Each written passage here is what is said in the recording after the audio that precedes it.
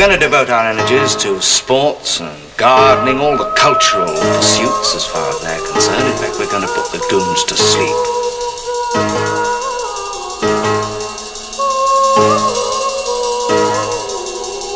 Meanwhile, we dig.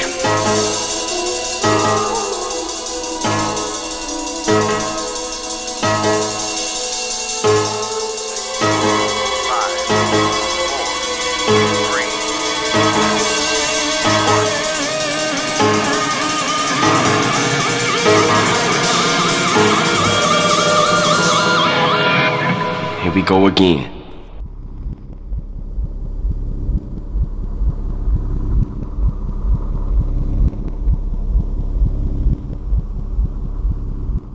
This is Burn Power coming to you on another very warm, hot day here in Tbilisi, Georgia. And what we've got today is the fourth and final musical edition of the How We Got Here series. Now, all of this material, most of it, there's a couple little additions here and there, but most of this material has already showed up in the How We Got Here series, where we also discuss a lot more of the events of the day, other forms of art, and politics even.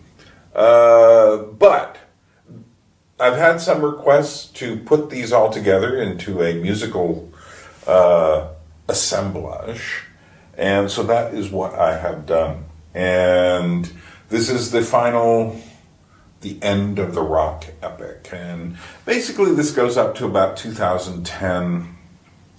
I think someone pointed out that the last official rock song that to actually get very high on the Billboard charts was around 2011. And I listened to it, it's not even worth discussing. End of the line stuff. Not that rock music isn't made, not that certain forms of contemporary music don't have a rock influence, so shall we say. If you listen to Olivia Rodrigo, she'll do this stuff. Some people are calling it new punk, but it isn't. It's just pop music. It doesn't have, there's nothing to rebel about. It's more often politically correct children singing. And we discussed why the rock scene had to die in our last number 3, when we talked particularly about Nirvana and Kurt Cobain and the grunge and noise era. But this time we're going into the kind of commercial debris that followed that moment, and then going into things like rave culture, and then finally the arrival of Diva Pop, which really signaled the end of a certain moment in history. And I think not only was this the end of the rock scene, it was the tail end of the modernist culture that had been brewing since the Renaissance, and this was the postmodern dregs, so to speak. And so let's investigate that idea a little bit, shall we?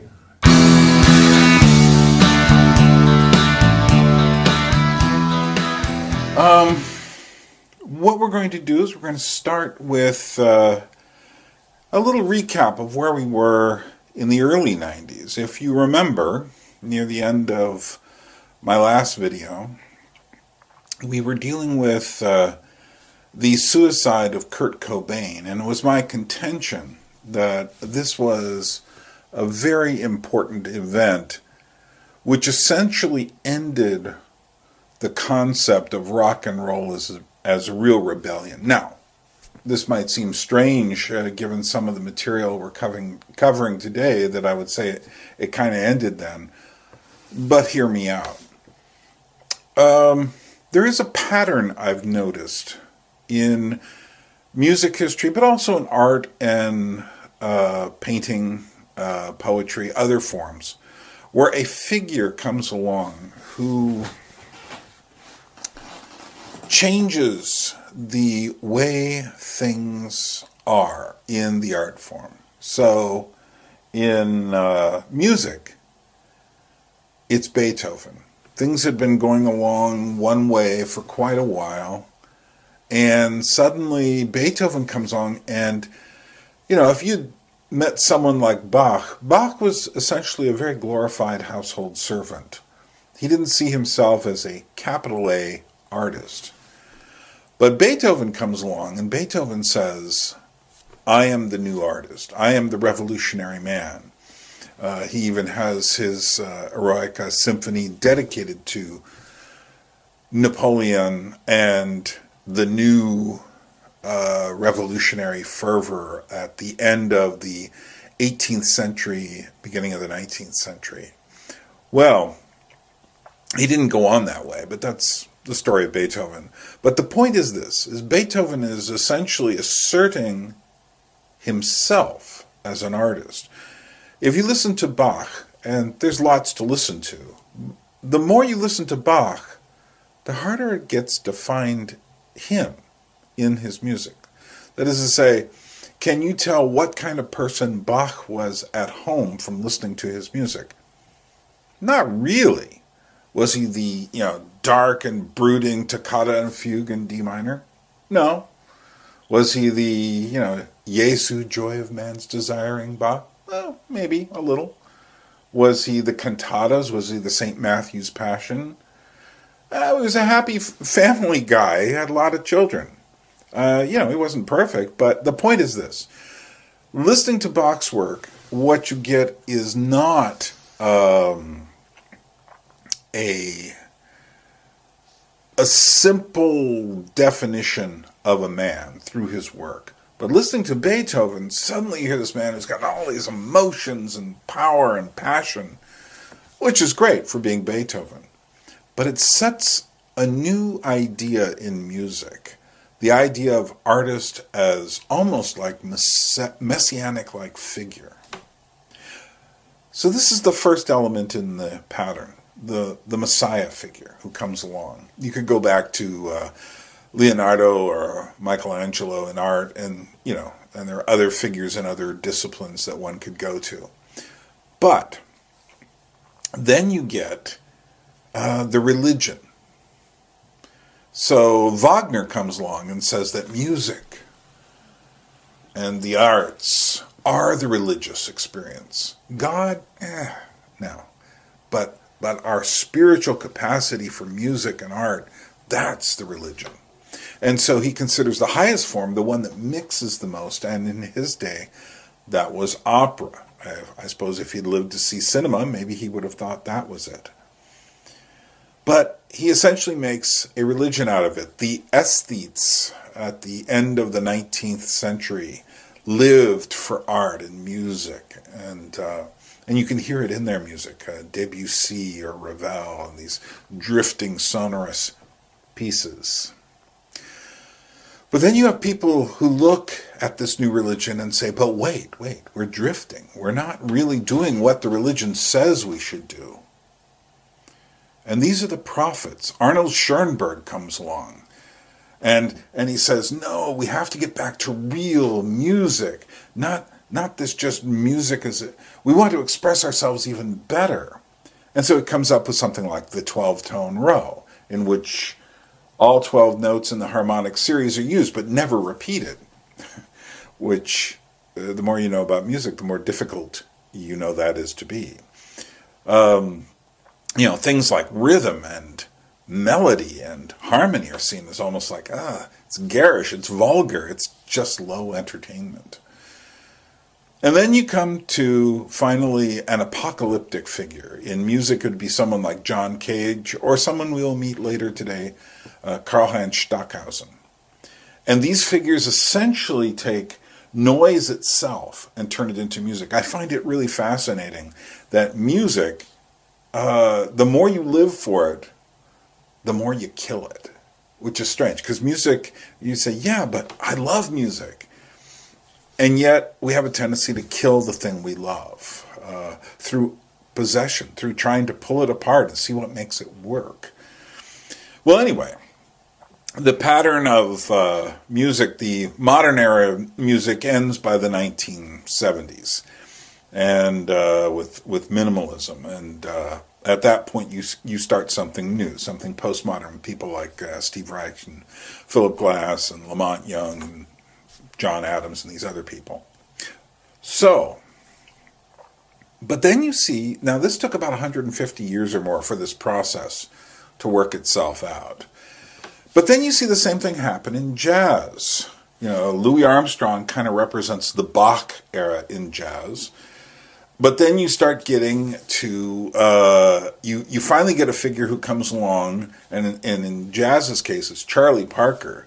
And suddenly Charlie Parker's music is Charlie Parker's music. It's it's not just improvisation, it's existential improvisation. People like Miles Davis and Thelonious Monk and these people come along, and they're really improvising.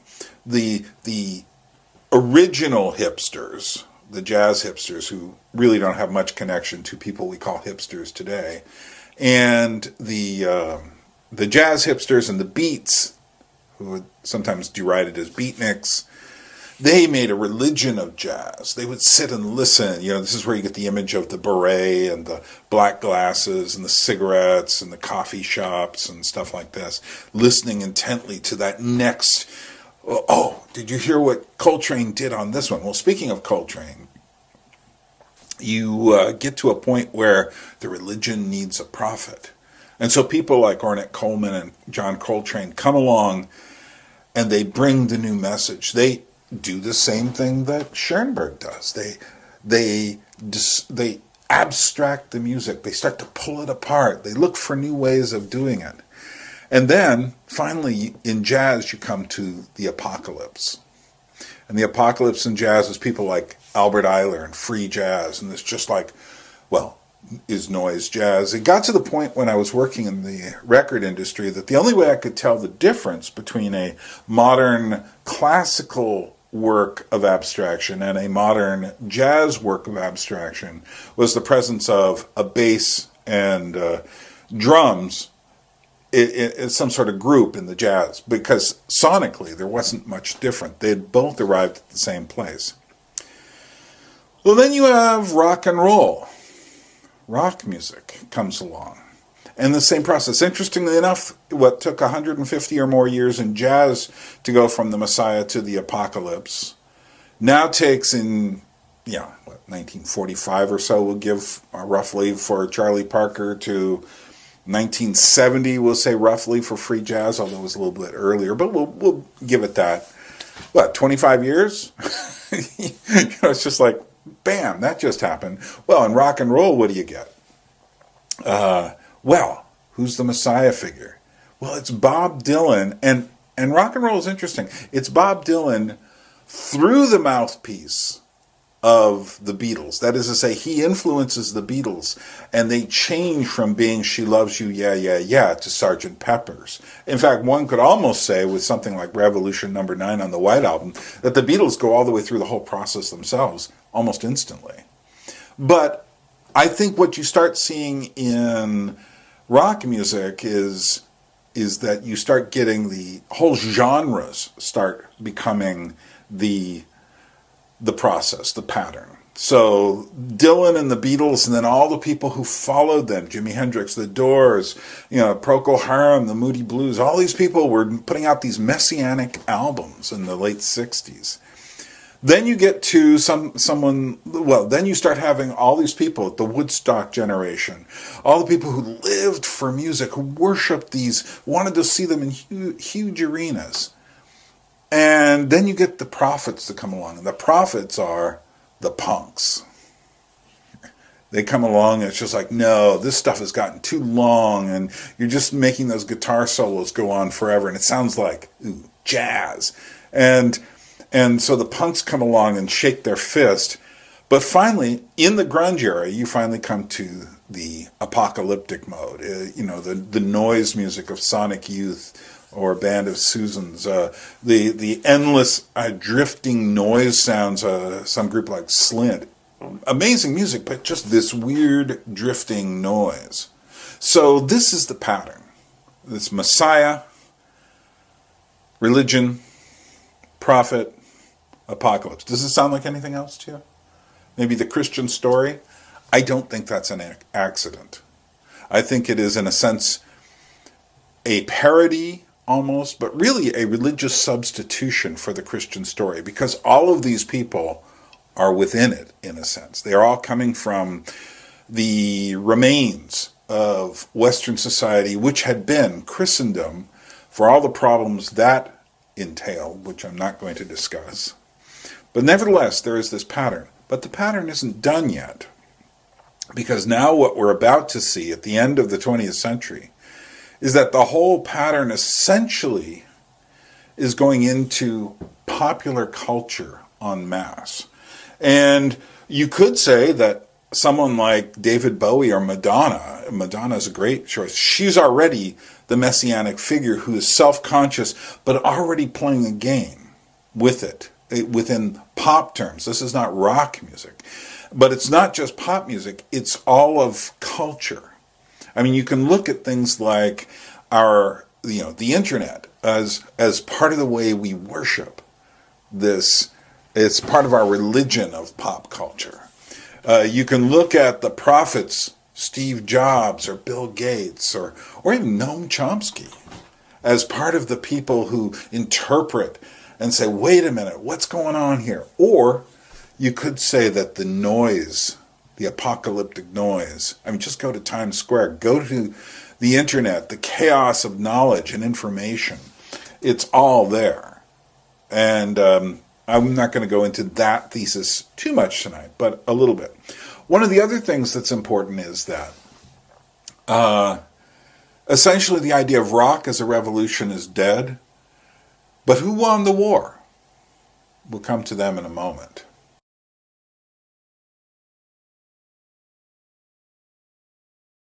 Let's start with just some, going back a little bit. We're going to start a little bit of video from some history of rock and roll that Warner Brothers put out in 1996, I think it was, or 94, I think 95, which is perfect because essentially the story was over then. I don't think they realized that. They thought, plenty more is coming. And yeah, certainly more did come, but nothing more of any significance. I mean, it really was over after Kurt Cobain.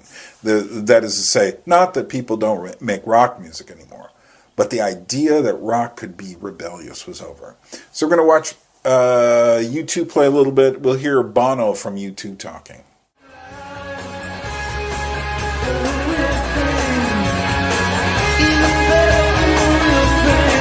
Not many things travel well around the world because of language. The one thing that travels well is rock and roll. And in this process, rock goes global. I remember in the Himalayas, up at Namche Bazaar, which is the last element of civilization really before you enter into Everest Base Camp area, Khumbu Valley. It's up around 16,000 feet. It is the highest point of any civilization. This was the model for Shangri-La, that old ancient movie and stuff. And I remember walking into a little box room, like a little warehouse area where they stored rice and grain, and there was a picture of Duran Duran. Not only is rock going global, but it is displacing, it is destroying local cultures. I'm living in Tbilisi, Georgia now. Since the arrival of the cell phone, the smartphone in particular, the music, the culture is vanishing. Someone said 10 years ago, you could always hear men singing in the restaurants here. Getting together and singing. You don't hear that anymore. You see the children with their smartphones. Well, it's all being replaced by this technological stuff. I've been to India and seen an Indian rap group rapping about things that are happening in that village. There are cultures in the world that are disappearing, and to some people it's very important that they be preserved. How does that fit in with a system where in every country of the world now people want to watch MTV and play rock and roll? How are the young people going to realize the value of their own music? What I'm excited about right now is that rock and roll is at this point of it's mutating. It's turning into something else. In fact, the term rock and roll is probably, it's over. And I'm just excited to be at that point where the ground is giving way You can really feel it just about to go under our feet, and I just want to let go. I want to go with it.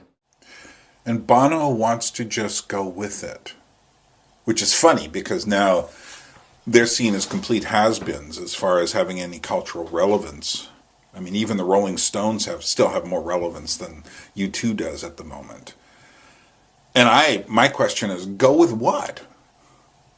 Don't you realize what's coming? Don't you realize that it's not going to be this wonderful thing?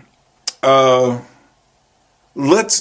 who really did understand what was happening was David Bowie. David Bowie was always very astute in his observations. Once he got out of his mask-changing persona phase and started to be more himself, although he always did change his fashion style every few years. But still, once he settled down on being David Bowie, he really understood certain things that are coming. Listen to him in this interview from 1999 talking about music and what had happened to rock music.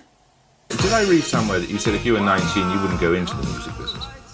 I think that's probably quite right. I think I'd probably just be a fan and a collector of records. What would you do? I wanted to be a musician because it seemed rebellious, it seemed subversive. It felt like one could affect change to a form. It was very hard to hear music when I was younger, you know. When I was really young, you had to tune into AFN radio to hear the American records. There was no MTV, and it wasn't sort of wall-to-wall blanket music. And so therefore it had a kind of a call to arms kind of feeling to it. Is that this is the thing that will change things. This is a dead, dodgy occupation to have. It's still produced signs of horror from people if you said, yeah, I'm in rock and roll. It was, my goodness. Now it's a career opportunity. And the internet is now, carries the flag of being subversive and possibly rebellious and chaotic, nihilistic. And oh, yes, it is. Forget about the Microsoft element. The monopolies do not have a monopoly. Maybe on programs. What you like about the fact, what you like about it is the fact that anyone can say anything or do anything. From my stand, from where I am, because of by virtue of the fact that I am a pop singer and writer, I really embrace the idea that there's a new demystification process going on between the artist and the audience. I think when you look back at, say, this last decade, there hasn't really been one single entity, artist or group, that have personified or become the brand name for the 90s. It was starting to fade a little in the 80s, and in the 70s there were still definite artists, in the 60s there were the Beatles and the Hendrix, and in the 50s there was Presley. Now it's subgroups and genres. It's hip-hop, it's girl power. It's a communal kind of thing. It's about the community. It's becoming more and more about the audience, because the point of having somebody who led the forces has disappeared, because the vocabulary of rock is too well known. It's a currency that is not, it's not devoid of meaning anymore, but it's certainly only a conveyor of information now. It's not a conveyor of rebellion. And so Bowie seems to be putting a lot upon the meaning of the internet. And we'll listen to him talking more about what he's thinking about the internet a little bit later. But it does raise the question, he's talking about the gray area, he does raise this question of what happens when the fans control the art. And I don't think he quite foresaw the tyranny of fandoms, which I covered in my Cargo Cults video.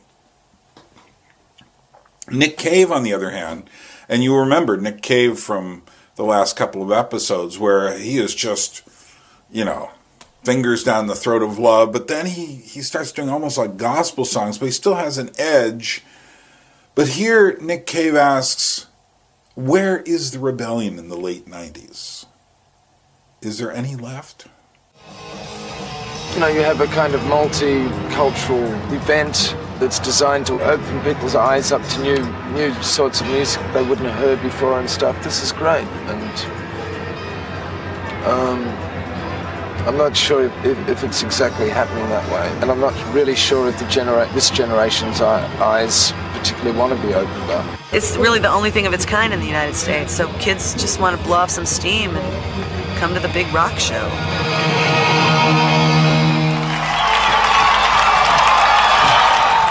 Youth is all about bonding together in some way and rebelling against the older generations and everything around it. But I just don't see where the rebellion actually is.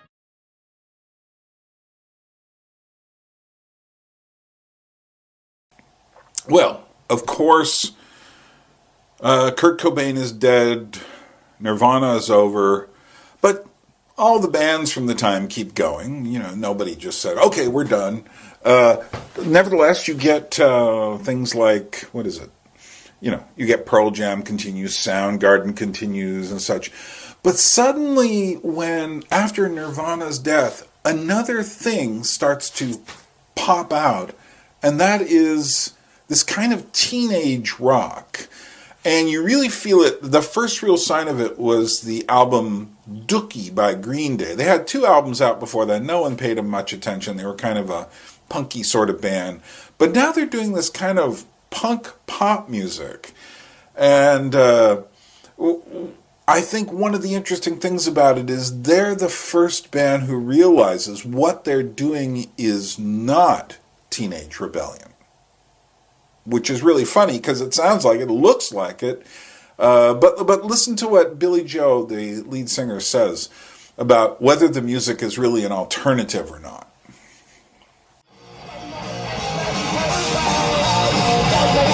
It's like this alternative rock thing, you know. Like, I don't know how many times I've heard that word get thrown around. Alternative. It's like alternative to what? You know, I mean, the media has really sucked up all of it. You know, it's the main genre of music that people are, it's like that's really popular right now. And you know, when I think of alternative music, I think of like just something different from what's happening in the mainstream, you know. And this is about as mainstream as you can get, you know. Not that it's bad. And let's listen to Green Day play at Woodstock 94, which was a real joke. I mean, this bear no resemblance to Woodstock and would bear an awful lot of resemblance to Lollapalooza, which is what Nick Cave was referring to in the earlier piece we heard. But listen to their songs and notice that, you know, for them, like Nirvana, they're still stupid and contagious. You know, that what they're doing is, as he says, the same old shit, you know. But they're certainly aggressive about what they're doing, but they're not trying to change anything. They're just simply saying, we're stupid teenagers, or stupid youth. He's in his 20s. We're stupid youth. What are you going to do? Might as well just make some noise.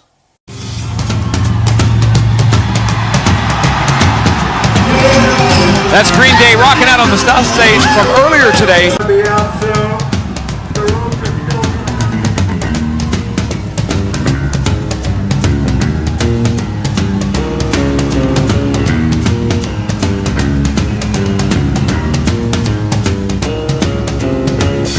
I sit around and watch a tube, but nothing's on. I change the channels for an hour or two. Tweet all my thumbs just for a bit. I'm sick of all the same old shit. In the house with the locked doors and I'm fucking late. When my lips close my eyes, take me away to paradise. I'm turning on a new red light and I smell like shit.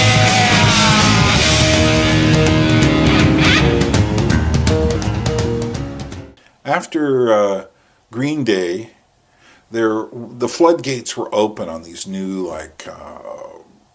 punk pop bands or pop punk bands. Pop punk is better.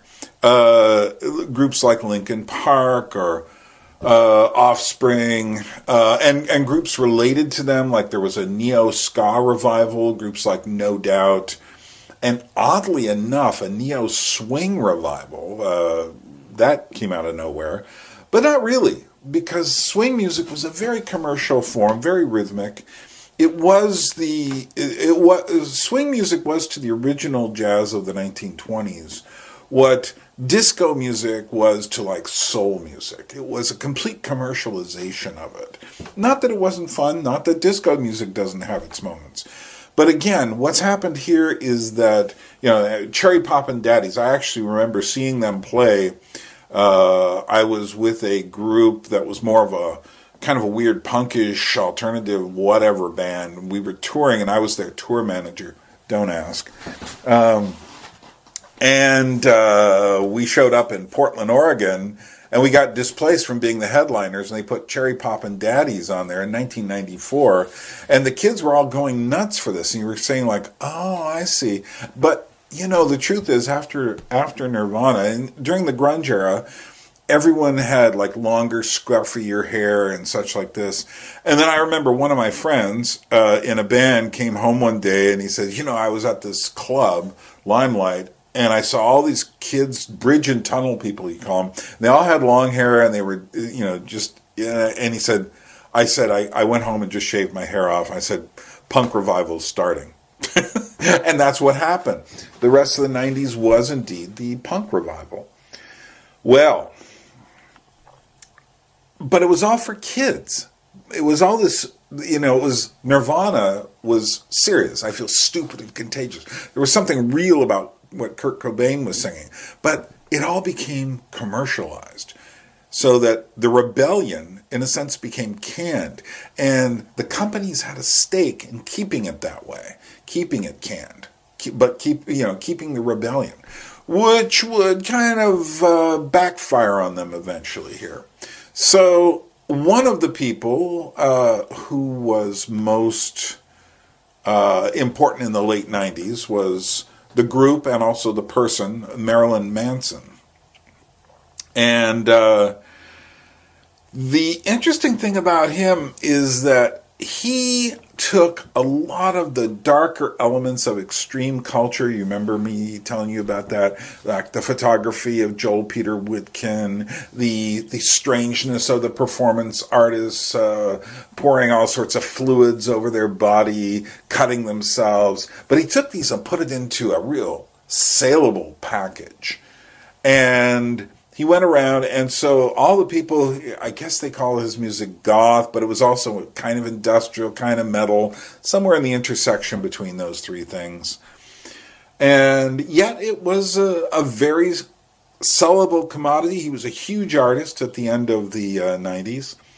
And watch this video. This is by, the video itself was directed by Floria Sigismondi, who is an Italian director, a woman who was, this is like cutting edge. If you want to know where was the cutting edge of film in the 1990s, you look at that. You look at this film that's coming up. And this is for a song called The Beautiful People. And it's all relative to the size of your steeple, he says. So we'll talk about this in a minute.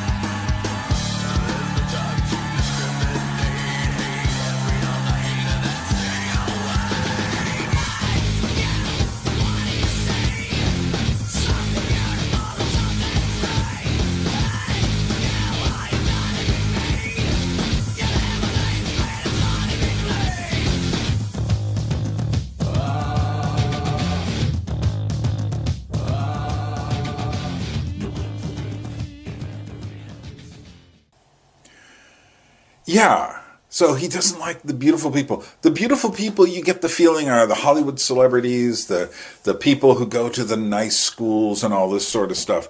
And yet, if it's the celebrities and Marilyn Manson becomes a celebrity, is he then not one of the beautiful people, even if he's trying to be ugly? Isn't he one of those people? And indeed he was. And I think he was smart enough to know it too. And there was another song later called The Dope Show. We're all in the dope show now. We're essentially all in the show that gives us our fix. And so again, unlike the past, rather than fighting against it, he's simply saying we're all part of this. Now what's funny is, in his live shows and in his music, he rails against authority figures like the churches. He grew up in some sort of Christian background before he rejected it. He rails against the cops. He rails against the government. He rails against schools and education. And what I find really funny about that is he's on the largest record label in the world, the Universal Music Group, that eventually would own almost more than like 60 or 70% of all the music in the world. Never heard him rail against that. So, yeah, what kind of rebellion is this? Well, you know what? It's exactly the kind of rebellion we're going to see when we get to the 21st century. Almost a sponsored rebellion. So, he's about to do a piece here called Anti, and he talks about being anti-cop, and notice the way he pauses when he says it, as if to expect, like, yeah. And then, of course, this is after the LA riots, after Ice-T's Cop Killer, and things like that. So that was like a cool thing to say then. He's also anti-white. He certainly wouldn't be the only one in history as we come down to the present. But then he says he's also anti-black. He says he's anti-queer, but he's also, listen to what he's saying. And what he's doing is he's doing something which you can't do now. And that is he's trying to say I'm anti-everything. He's trying to get everybody. He's trying to get under everyone's goat here. But no, in a way, what's interesting about him is in a way he's a precursor to the kind of rebellion we see today.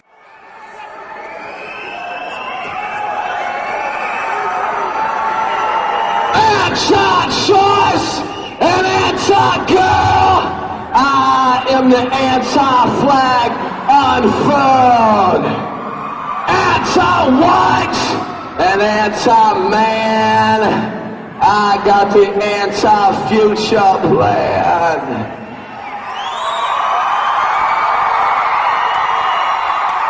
Anti-fascist and anti-mind, I am the anti-music god.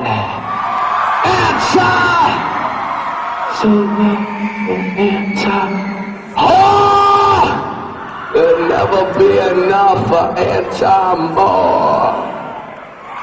I can't believe in those things that don't believe in me.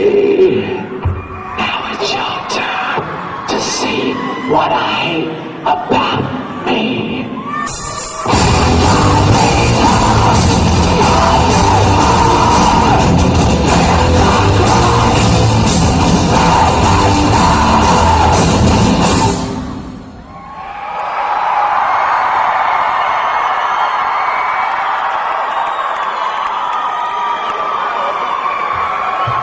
Anti-money and anti-hate, anti-things I fucked and ate.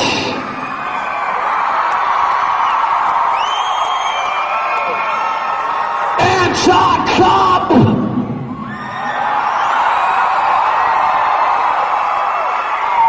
and anti-fun. Here is my anti-president gun.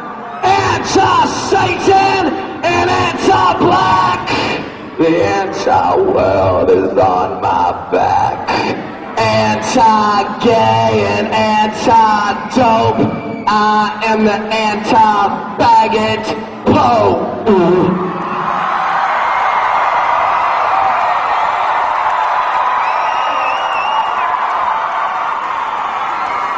I can't believe in the things that don't believe in me.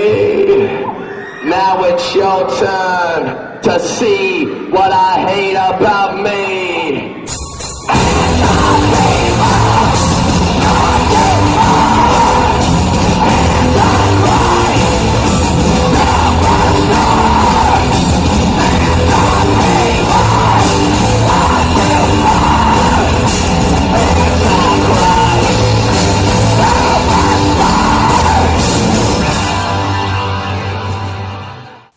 Thousands of people in that auditorium. And he gets them all to chant with him. And he gets them to chant, "We hate love, we love hate." We got a new national anthem for Canada.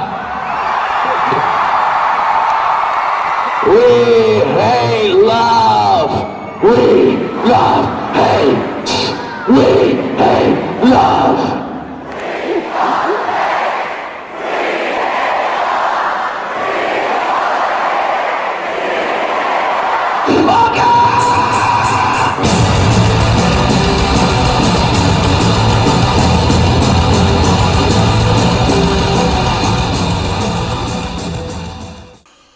Well, Marilyn Manson wasn't the only one who lived on this weird intersection of complete self-consciousness and completely despising their own self-consciousness. And one of the people who very much lived in that zone, another extraordinarily popular act at the end of the 1990s, beginning of the aughts, is Eminem, Marshall Mathers, M&M. Who would also call himself Slim Shady as his kind of like DJ rap name. White guy from Michigan who essentially is, he's kind of like the urban version of trailer trash. And he knows it. He hangs out with black people. He gets his street cred authentically. And but what's interesting here is listen to him singing. He's always singing about who's the real Slim Shady. Who am I, really? May I have your attention, please? May I have your attention, please? Will the real Slim Shady please stand up? I repeat, will the real Slim Shady please stand up? We're gonna have a problem here. Y'all act like you never seen a white person before. Jaws all on the floor like Pam, like Tommy just burst in the door and started whooping her ass worse than before. They first were divorced, throwing her over furniture. It's the return of the... Oh, wait, no, wait, you're kidding. He didn't just say what I think he did he? And Dr. Dre said, nothing, you idiots. Dr. Dre's dead, he's locked in my basement. Feminist women love Eminem. Chicka, Slim Shady, I'm sick of him. Look at him, walking around, grabbing his you-know-what, flipping the you-know-who. Yeah, but he's so cute, though. Yeah, And just to back up the contention about identity even further, in the next song, he recognizes that he's got all these kids following him. And this is the late 90s. Teens, are just going nuts for people like Marilyn Manson and Eminem and Green Day and Offspring and No Doubt and all these other bands. They're appealing to teens. But listen here. And he keeps saying over and over, do you really want to grow up to be just like me? And the answer to the question should be no. And that's what he's saying. But that's not what anybody who watched him perform would say. They would all say, yeah.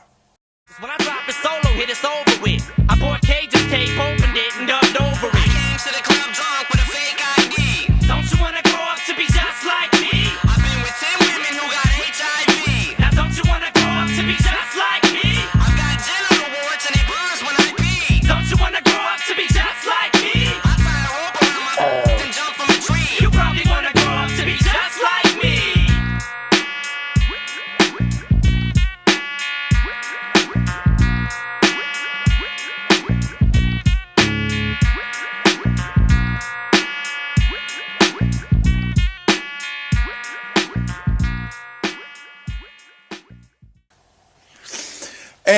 went one step beyond Eminem. There was a whole kind of weird movement, nu metal it was called. I don't want to spend much time on it, but where you had kind of people at the intersection of metal music and rap music. We won't go too much further into it, except to mention a group who, for some reason, became strangely prophetic of the 21st century. And that was the Insane Clown Posse, or ICP. And what's really interesting is that they ended up forming a kind of a group of people who would follow them that got called the Jugalos. And again, largely urban and rural, kind of poor white, not exclusively, but kind of a very trash aesthetic, but also always in, and this is the important part, always in clown makeup. Well, let's listen to one of their songs. I've included some of the lyrics so you can follow this. And it ends up being called The Great Malenko, but they'll explain this as we go.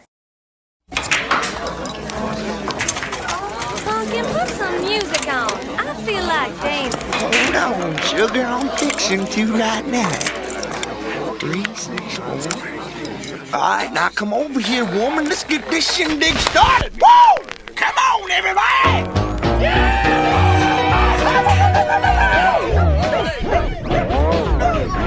Now, what in the hell is wrong with this juke machine?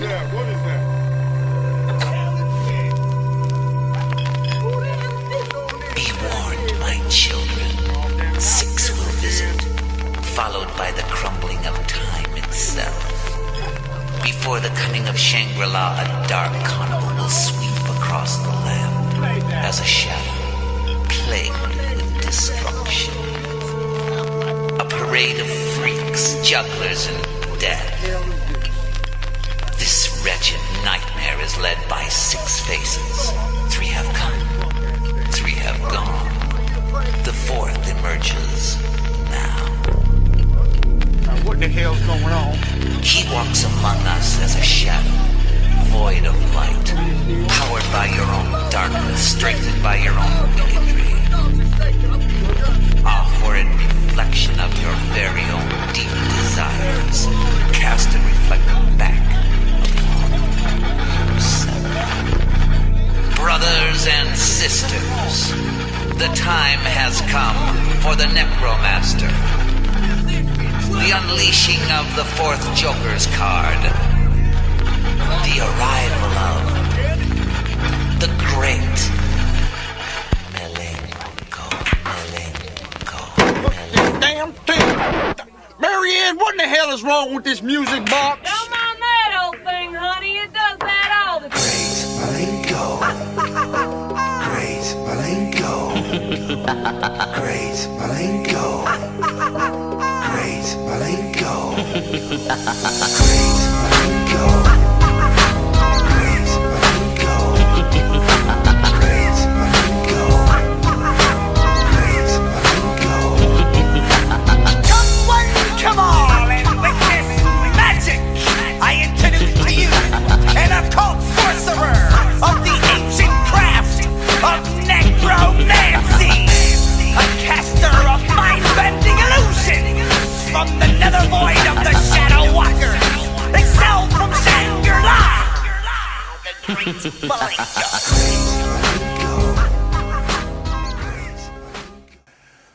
So one of the strange things that happens is their music, and a lot of the music of this time, was considered to be over the edge by some people.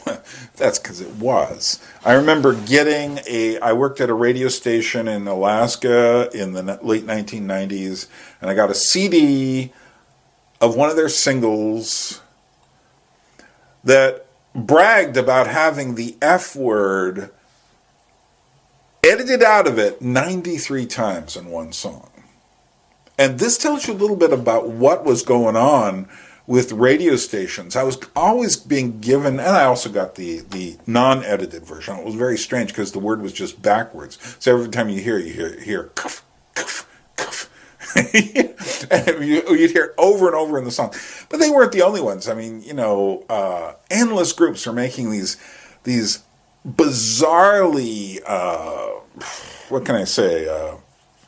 The language was just like way over the top on so many levels, whether it was just the imagery they were using, I mean, I just can't even get into it except to say it was scatological, it was obscene, it was stupid humor, and at the same time, the radio stations were expected to play this stuff. And it was popular. I mean, you can't listen to, like, one of the things I mentioned before was the Parents Advisory label. Well, that just told kids which version to buy. Don't buy the one at Walmart that doesn't have it, which Walmart made them edit it all out. Buy the one that's over at another store, Tower Records or something, that has all of the words edited out, not edited out. And so people like Eminem, all the rap music and stuff, all had tons and tons and tons of pretty foul language. And these guys did too. And some of their imagery, dealt with all sorts of stuff. And they got in trouble. In fact, the day their record was released, that had the Great Malenko, was their first one on Hollywood Records. Well, Hollywood Records also happened to be owned by the Disney Corporation. And let me play you a little bit of the controversy surrounding that. Disney, which had spent a reported $1 million to buy the Posse's contract from Jive Records, claimed it only realized at the last moment that the album, an apocalyptic opus called The Great Malenko, was filled with very un-Disney-like sentiments. Record store compliance with Disney's recall was spotty, and the album has sold 18,000 copies so far, enough to enter Monday's Billboard pop chart at number 63. Inevitably, though, Disney's action sparked a flurry of offers from other major labels for the clown's services. Disney would not talk about it, but Chris Connolly tracked down the Insane Clown Posse in Los Angeles this week to get their side of the story, and here it is. Chris Connolly on the streets of Los Angeles with the Insane Clown Posse, angrily responding to Disney's decision to pull their record from stores nationwide just hours after its release. Don't let Disney say that it slipped through their fingers, because I handed this album in 6 months ago. 6 months ago! And you know what I'm talking about, Mickey? Got the lyric sheets, looked at them, approved them, put the record out. That's right. Took it off the shelf. Hollywood Records is not the fault here. The entire staff was down with the problem. Ticket, please, thanks. Walk through the doors into the halls of illusions. Visit yours and see what could've, it should've, it would've been real. But you had to jack the whole deal. Let's take a walk down the hallway. It's a long way, it takes all day. And when we get to the end, you'll find a chair with straps and chains. We slap you in there, lock you down tight so you can't move a thread, and pull your eyelids up over your head, cause you're about to witness an illusionary dream. It's just too bad it ain't worth seeing. So do you think your lyrics are offensive? I can explain every lyric what it is. Everybody that dies on our record, everybody we kill is either a racist, bigot, or there's somebody that beats their wife, or they're a drunk, or something. That's who we kill. We're like vigilante superheroes. The important thing about ICP was the clown makeup. They were some of the first people noticing the kind of Joker times we were moving into. And we really have moved into Joker times in many ways. The Todd Phillips movie Joker was almost like a prediction of 2020 and beyond, I'm assuming, where you have all these protests and people going crazy, and it just keeps going and going, and no one knows how to stop it. It just goes on. And yet it almost seems like it's not real people really protesting. It's almost like a juvenile version of protests. You can see my video on Joker if you want the full story on that. I did 2 of them, one on Joker and one on Joker as protest symbol.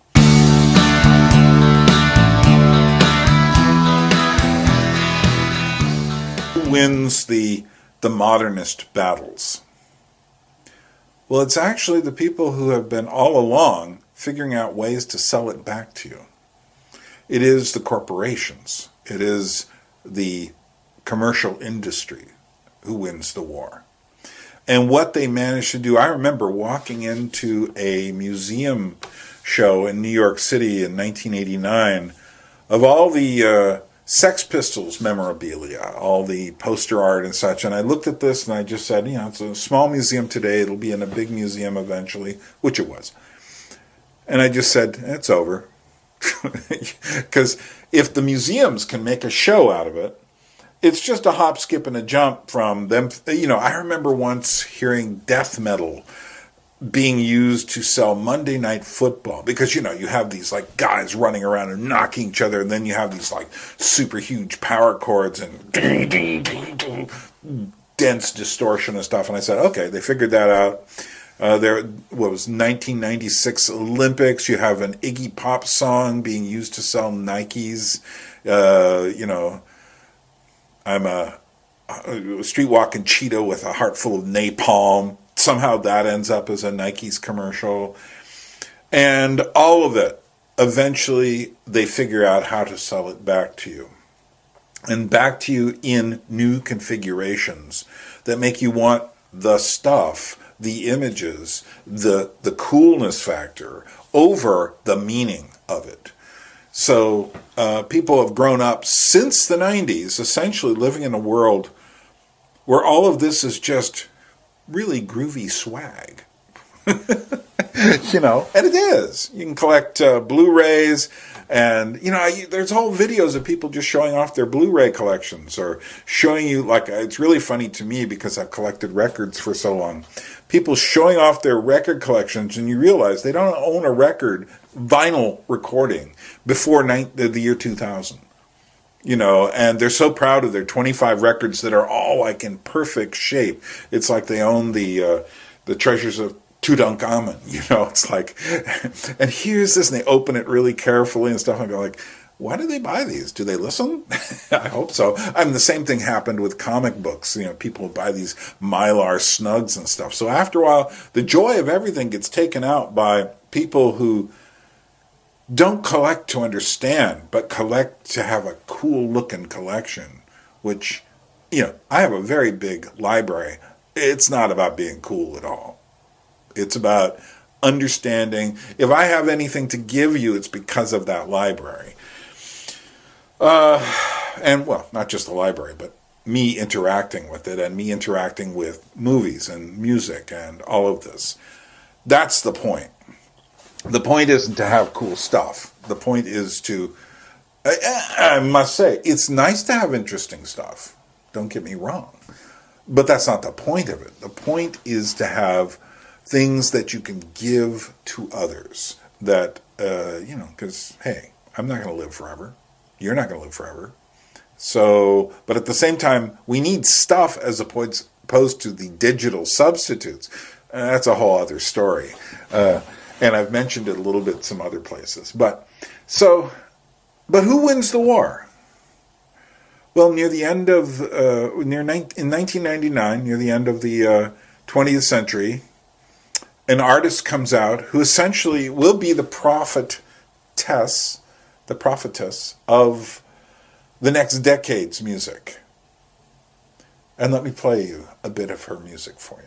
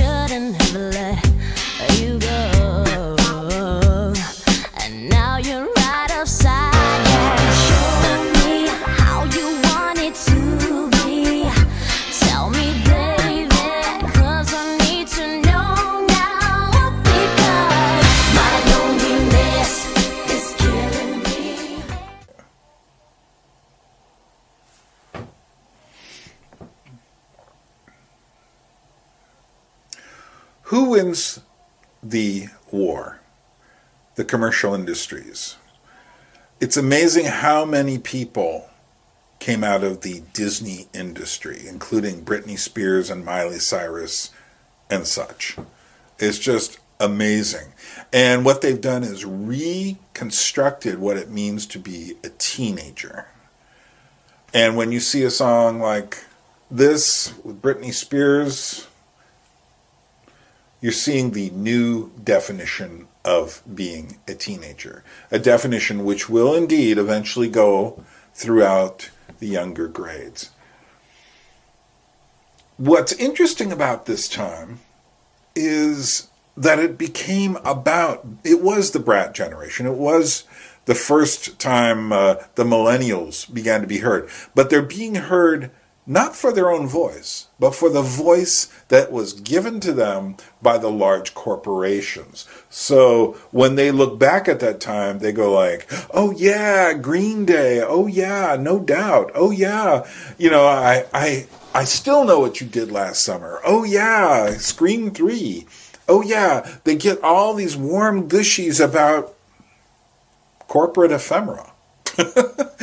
You could say, well, yeah, wasn't there a lot of that in different times?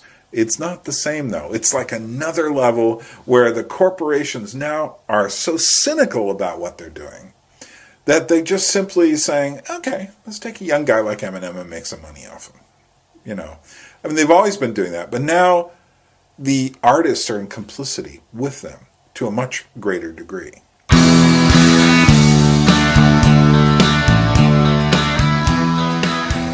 So if we start thinking about the rave culture, raves are dances. Interestingly enough, many of the people doing the DJs and such doing the raves are aware that there's a tension in what they're doing. They want to give an experience better than the experience that people are expecting. And we'll mention this in a minute. But one of the important things is the connection between that apocalyptic mode in classical music through people like Karlheinz Stockhausen and the new arts of like turntablism, where, turntablism could be defined as the guy who's on what we call the wheels of steel, mixing the records, using the records as actual found material. Let's watch a bit of a documentary about that, then we'll go into talking more about rave culture. I color the silences in different layers, so that, for example, there's a silence, and then I take off one of the silent layers, and I hear another silent layer. And then I take that second one, and I hear a third silent layer, because there is no absolute silence in the world.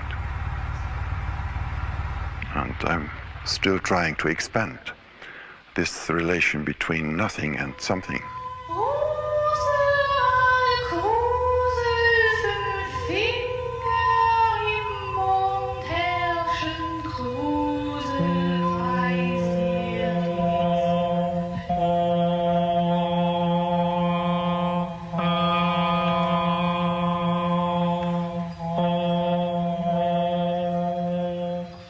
Very early, I thought that a microphone is a musical instrument, like a bow or like a percussion instrument, whatever you use. I use a huge Chinese gong with all kind of materials: rubber, wood, metal, glass.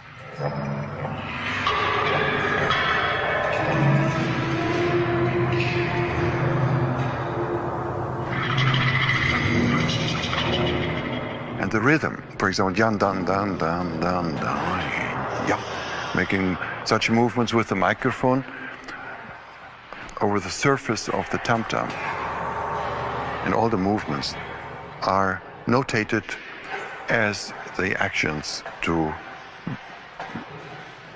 bring the tam-tams into vibrations.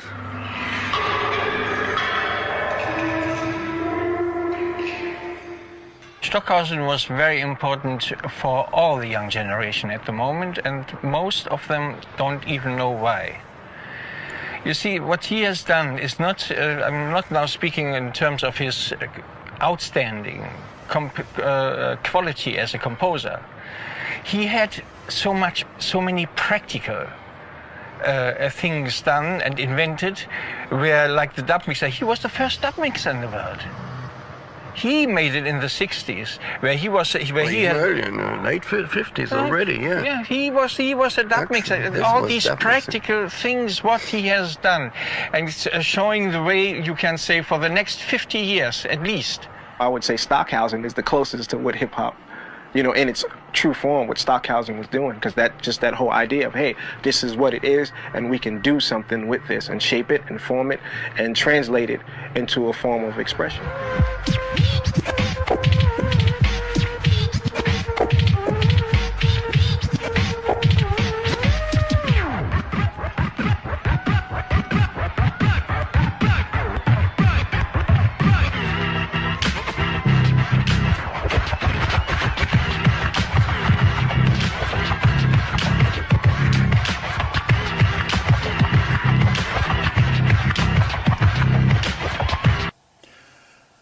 So the 90s was the period where raves really started to take off.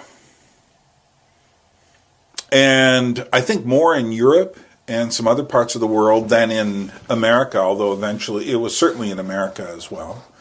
But Western and Eastern Europe really got into raves. What I find interesting is that, I mean, I'm in Tbilisi, Georgia now, and there's definitely an electronic music culture here. And for the life of me, I mean, I've heard quite a bit of it. They often play it on the streets here. Every now and then I'll hear something that really perks my ears up because they're doing something different. But so much of it, I just go like, yeah, they did that already. They did that. They did that. They did that. Because it's essentially, the main point is that you have essentially a beat and a bass. And these are the main things keeping everything going. And it really hardly matters what else is happening. Now, it does matter. And in a way, but what matters is the experience of being at the rave. Of course, there are drugs like ecstasy, Molly, which go with the experience. And, you know, they used to talk about smart drugs and smart water and stuff like this that you would drink. So that you drink water that had lots of vitamins in it and such, sugared water that had lots of vitamins. And they sold this for a while in America.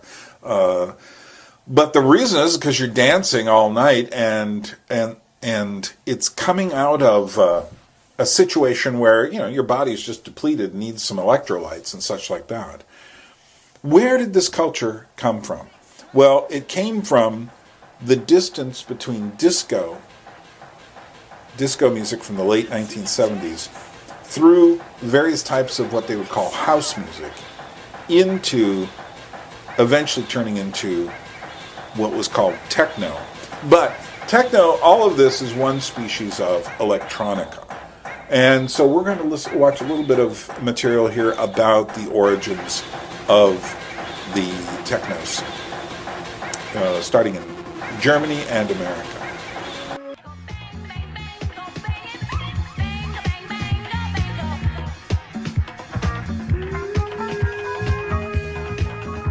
And this idea that you created the seamless flow of music that ran all night, created by a DJ, that came from disco, and that has been one of the most radical changes of music in the last 30 years.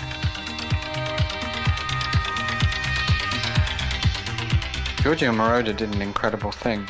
He was one of the most important influences on disco.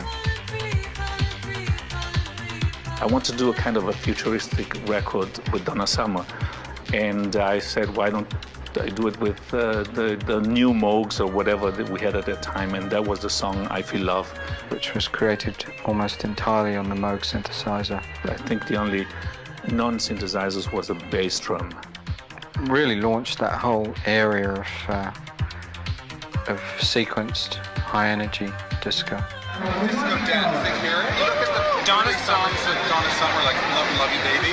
I mean, that first hit, it has her on the audio track, like, you know, basically having an orgasm.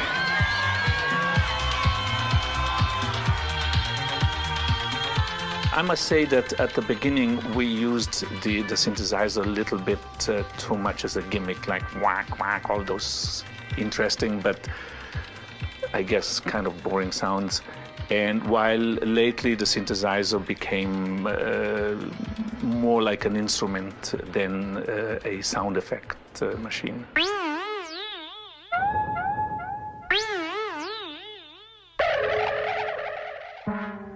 At the beginning, I think everybody outside of the electronic music field thought that synthesizers were supposed to imitate traditional instruments, whereas the people who were inside electronic music wanted to use synthesizers to make completely new sounds.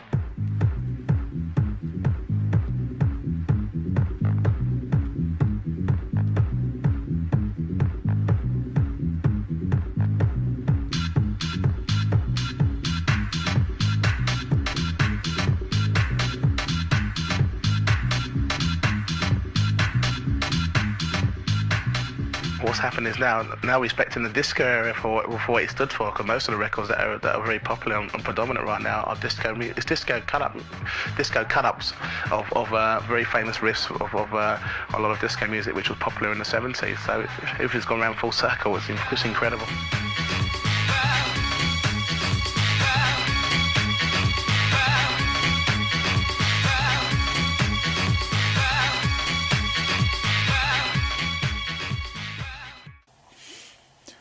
And one of the things that strikes me as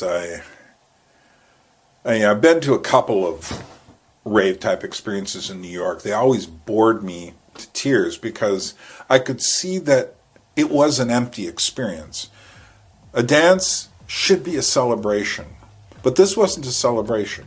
It was simply a going through this moment. It was what Walker Percy said, almost every modern gathering is a failed celebration.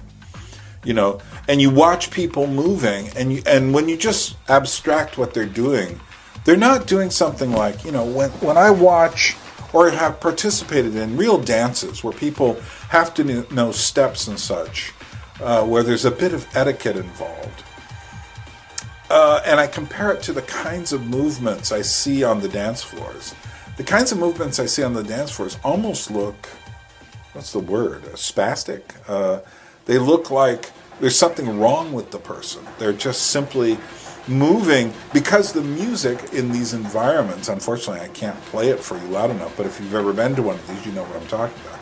The music is so loud, it goes right through you. You almost feel like you have to move. I mean, I've heard extremely loud electronic music here on the streets they had it last year during the Christmas season, which made me insane. I did a whole video on my biggest culture shock here, and this was having a street festival with electronic music during Christmas time would have to be pretty high.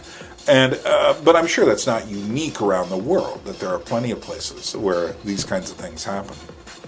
And but you feel like moving with it simply because the music is going through you and hitting your heart. It's hitting your whole body with literal physical force.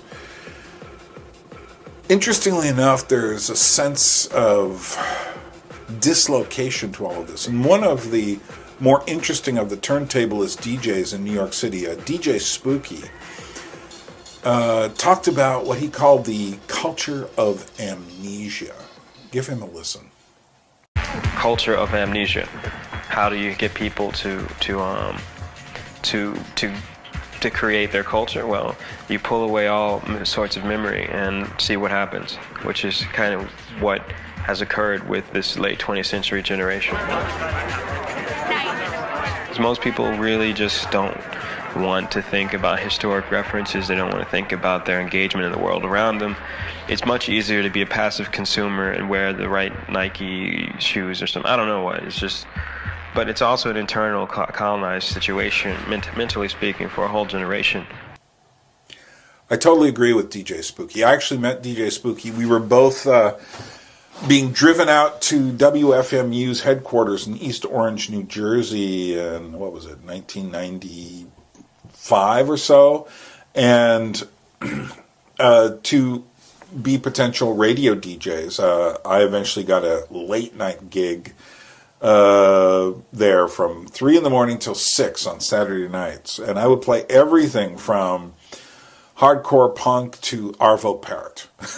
I just, depending. I would often start off the show one way and end another way, because I was kind of a crazy DJ that way. And eventually I brought that with me to Alaska. Long story.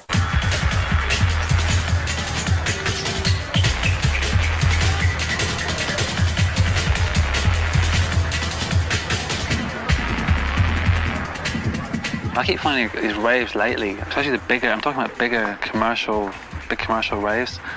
Now if I get offered a gig, I'll kind of try and find out what it's all about, what the motivation behind throwing the party is. Because quite often, these things are just about money.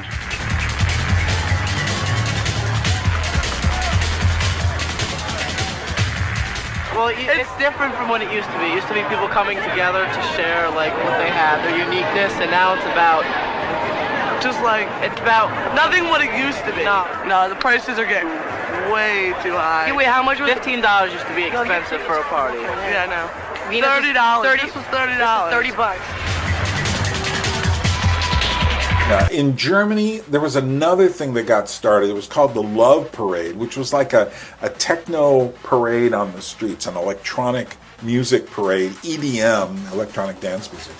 They keep coming up with new names for it. You can never be cool enough for these people, which is fine. I don't care about being cool whatsoever, so I'll call it techno, electronica, EDM, there's all sorts of different, drum and bass, ambient, all these different names for all the different styles. I forbear to list them because it's ridiculous for me to even try.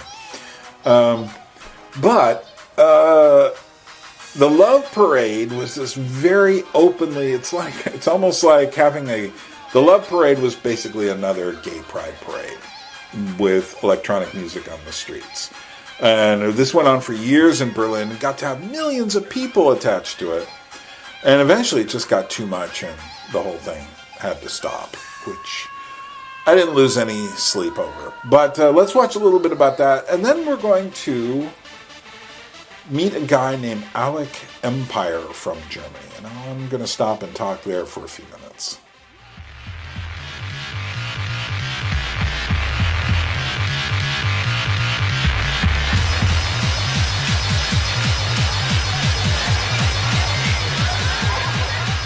In the beginning, it started in some really small places in the German techno scene, I would say, mostly in Berlin and in Frankfurt.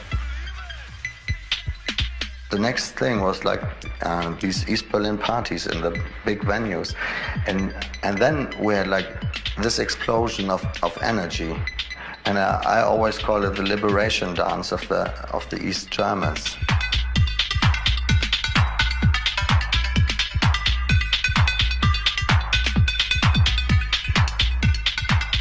This effect of these people suddenly, screaming, throwing their hands up, throwing themselves on the floor, getting up, jumping about. And that really made Berlin techno.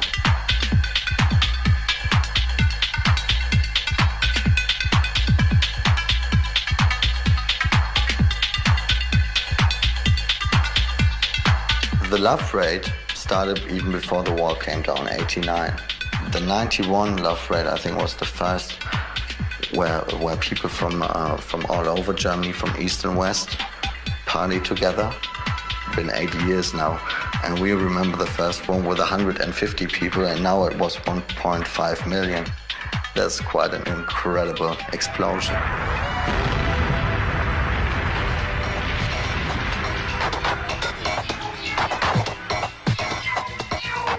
At the end of the day, it's all about like a stupid party, and you see that this has nothing achieved.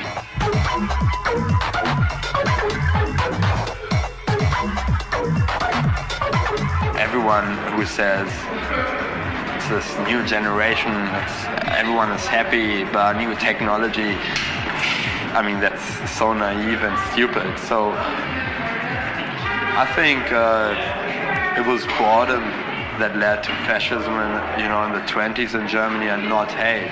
And this is exactly what's going on at the moment in this society. Everyone is so bored that no one wants to change anything. I would die for peanut butter.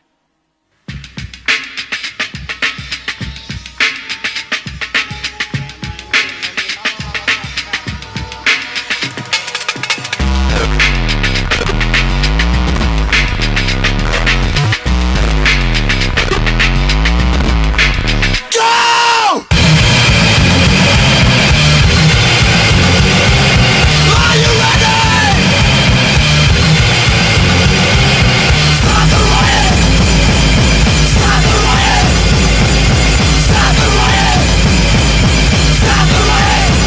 Start the Riot. That was actually the music that Alec Empire and his group Atari Teenage Riot was responsible for. And this came into the radio station in Alaska where I was, near the end of the 20th century. And I listened to it and I said, no, I'm taking this home as an example of what has been happening at the end of the 20th century. And I am not letting any DJs play this because it's just, I don't need kids who are at all behind whatever this is doing. It's just too much tension. They're actually using things like punk rock as their samples. They are mixing rap and techno and industrial and hardcore punk. It's just in this one unholy mixture. There were other extreme things near the end like this. The extreme culture didn't go away. It kept bubbling away, creating things. There was one group who I will not mention their names so you don't go look for them. A group of women who performed in England in a rock ensemble, but they would also do videos of actual sex acts in the forest, and they would do sexual acts on stage. I mean, I'm not talking, slightly over the edge here. I'm talking full-blown insertion and such. It continued. It was almost like there were these people who said, we're going to break down the walls. We're going to finally do it. We're going to crush all these bourgeois lowlifes who have, swallowed up culture. We're going to define the new culture. Well, in this next song by Atari Teenage Riot, I'll play you a piece of, it's the name of the song is politely called Destroy 2,000 Years of Culture. And that's the lyrics that go on and on. But here's what I want you to realize. On the back of the CD that I got, it talked about noise is the key. They understood exactly what I understood about us coming to a culture of noise. They wanted it. They wanted pure noise because to them, that noise represents destruction of society. It is about destruction. And destroy 2,000 years of culture. Well, why 2,000? Because that's from the beginning of Christianity.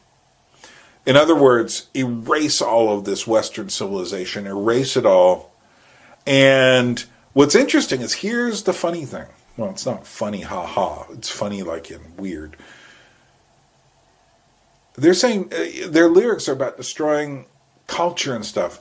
And you could put them side by side with quotes from Mein Kampf, where Hitler says things like, all these things that are so rotten and old, all I need to do is kick them over and they will fall apart. He talks about destroying the past, destroying the culture, exactly in the same way. He talks, essentially, there was an element of fascism that grew out of the desire for machine noise.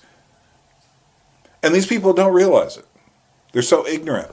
They think, and they actually, while they're talking about the glory of noise and such, they actually are essentially dipping exactly into the same Marinetti's fascist manifesto, futurist manifesto, which essentially is a fascist manifesto from 1911.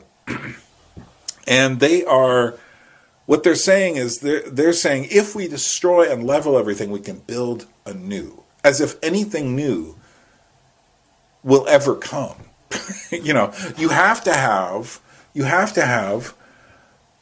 something to build upon. The whole goal of modernism was to rip everything down and then reconstruct in our own image. In other words, to play God. Well, what these people also did was they had a whole thing about how racist, you heard him talking, how racist everyone was. And so what they were going to do is they were anti-fascist. And what they didn't realize was that they were anti-fascist. Well, they're really fascist, disguised as anti-fascist. And you know what? I looked at that and I said, this is what I don't want to spread. And guess what? That group didn't go anywhere, but those ideas did.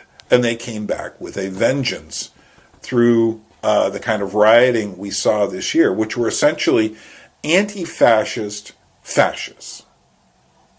who are so ignorant of the past, they don't realize they've stumbled straight into the power philosophies of essentially the Roman era. And they just don't even understand it. Destroy 2,000 years of culture, please.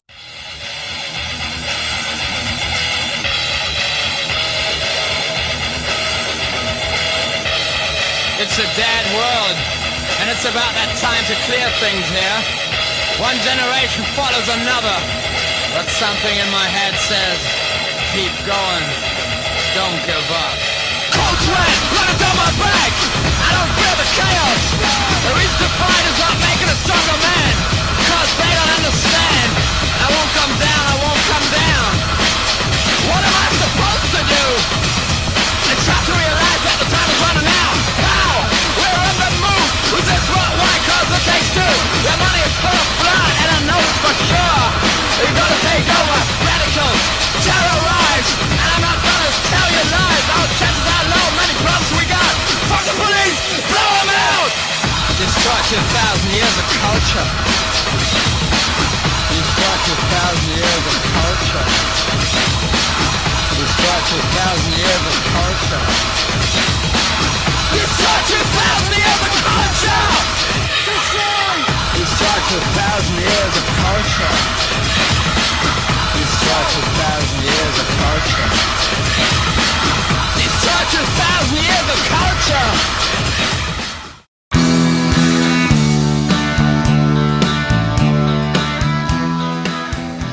Columbine was a huge deal. It was a huge deal for many reasons. It related to the right-wing stuff like the Oklahoma bombing. But it also related, for instance, to Marilyn Manson. They listened to his music.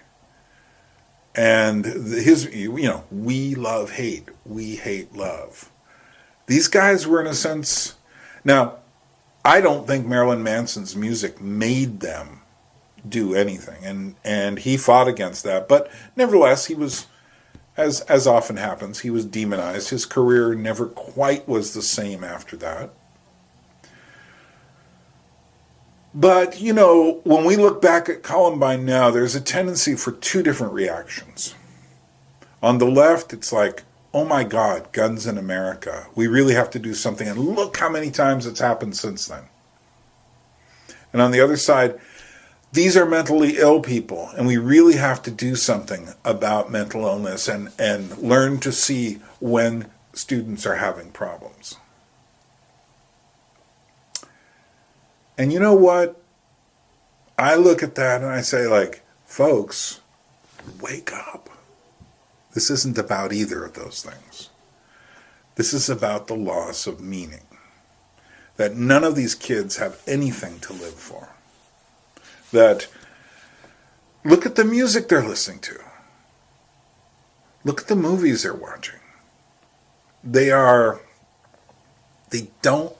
been stripped of any bedrock of culture.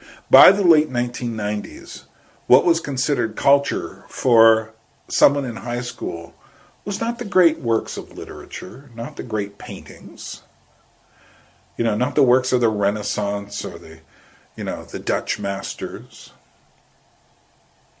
No one thought, we need to listen to symphony orchestras. We need to understand all this. No. That was all gone by then. I remember the attitude. And it was just as true in Haines, Alaska, when I arrived there in 1996, as it was back in New York City. If anything, it was worse in Haines, Alaska, because the kids being pickled in MTV, and in fact, they got all of their musical thoughts from MTV. And I tried to tell them, why don't you listen to the radio? I'm going to play you some other stuff.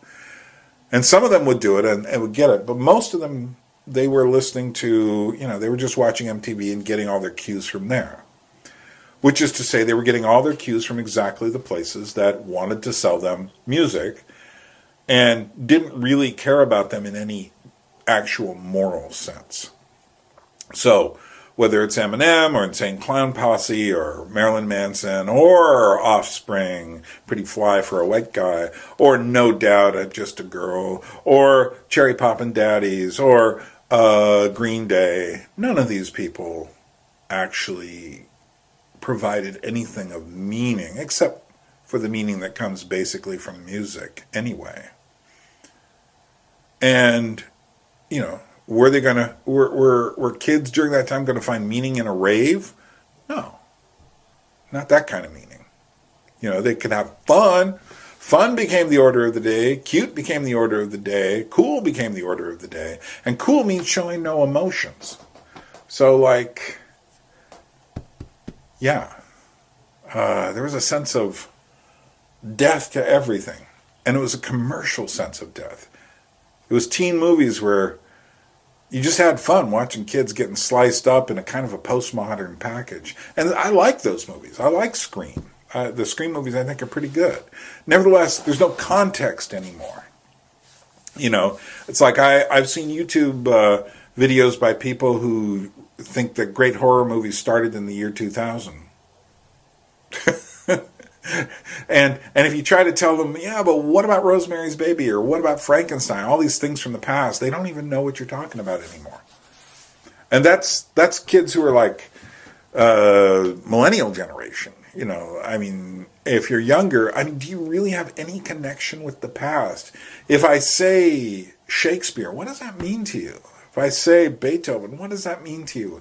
If you are Gen Z or less, you know, I suppose there's young children who are less than Gen Z. You know, it's like everything's been stripped away. So I don't find it hard to understand why kids go nuts. It's because they have nothing to live for. It isn't about having too many guns, although that's an issue. And it isn't about mental illness, although that's an issue. Why do you think they're going nuts? It's because our society provides nothing for them. And I think there are people now who are beginning to understand that. But we'll get there. Just to show you how little meaning there was at the second half of the 20th century, at the second half of the 90s, I'm going to play just the words of a couple of pop songs, and I just want you to look at them. So the first one, this is from Alanis Morissette's #1 hit, You Ought to Know. I just want you to read the words. Did you forget about me, Mr. Duplicity? I hate to bug you in the middle of dinner. There was a slap in the face, how quickly I was replaced. And are you thinking of me when you fuck her? 'Cause the love that you gave every night was a label that ain't good enough for you to be open wide. No. And every time you speak her name, but you know how you told me and hold me until you died, but you're still alive. And I'm here to remind you of the mess you left when you went away. It's not fair to deny me of the cross I bear that you gave to me. You ought to know. That is a pop song. I don't mean it's a rock song. I mean it's a pop song made by a pop industry. And look at the lyrics on that. Not only is she swearing very openly, and not only is her attitude one of complete and utter cynicism, but she hopes the guy dies. That's where we've come to. That's a pop song. Here's another one. Natalie Imbruglia singing Torn. Again, cheap pop song. There's nothing where he used to lie. My inspiration has run dry. That's what's going on. Nothing's right, I'm torn. I'm all out of faith. This is how I feel. I'm cold and I am shamed, lying naked on the floor. Illusion never changed into something real. I'm wide awake and I can see the perfect sky is torn. I'm all out of faith. This is how I feel. I'm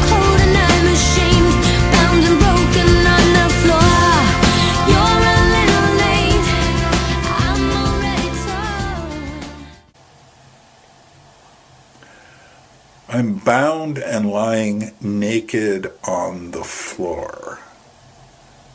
Has there ever been a pop song? I mean, she's singing this sweet, airy voice. It's just like, I'm bound and lying naked on the floor. Has there ever been a pop song before that? I think that was like 98 or so. That had such dark, horrifying lyrics. Bound and lying naked on the floor. It's like someone has invaded your house and tied you to the radiator or something. And you're naked and you've been violated. You see, that's a sweet pop song by the late 1990s. You know, they used to have, you know, this is in line with How Much Is That Doggy in the Window. It's not in line with the Beatles and rock and roll and heavy metal. It's with the cheap pop entertainment music. Do you see what I'm saying about the noise is everywhere now?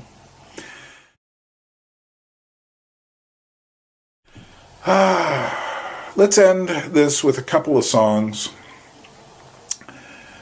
There were bands that continued to make music after the noisy part of the beginning of the 90s. But it was very hard for them to make music that was as aggressive as Nirvana or Soundgarden or Helmet or Nine Inch Nails or all of that stuff. All of that just seemed, and in fact that seemed too commercial because of what had happened with pop punk music and Marilyn Manson. So instead they made what at the time was called indie lo-fi music, or indie lo-fi noise of various degrees. And the point was, it wasn't supposed to be recorded perfectly, and not all of this stuff fits that category, but it's one of the styles.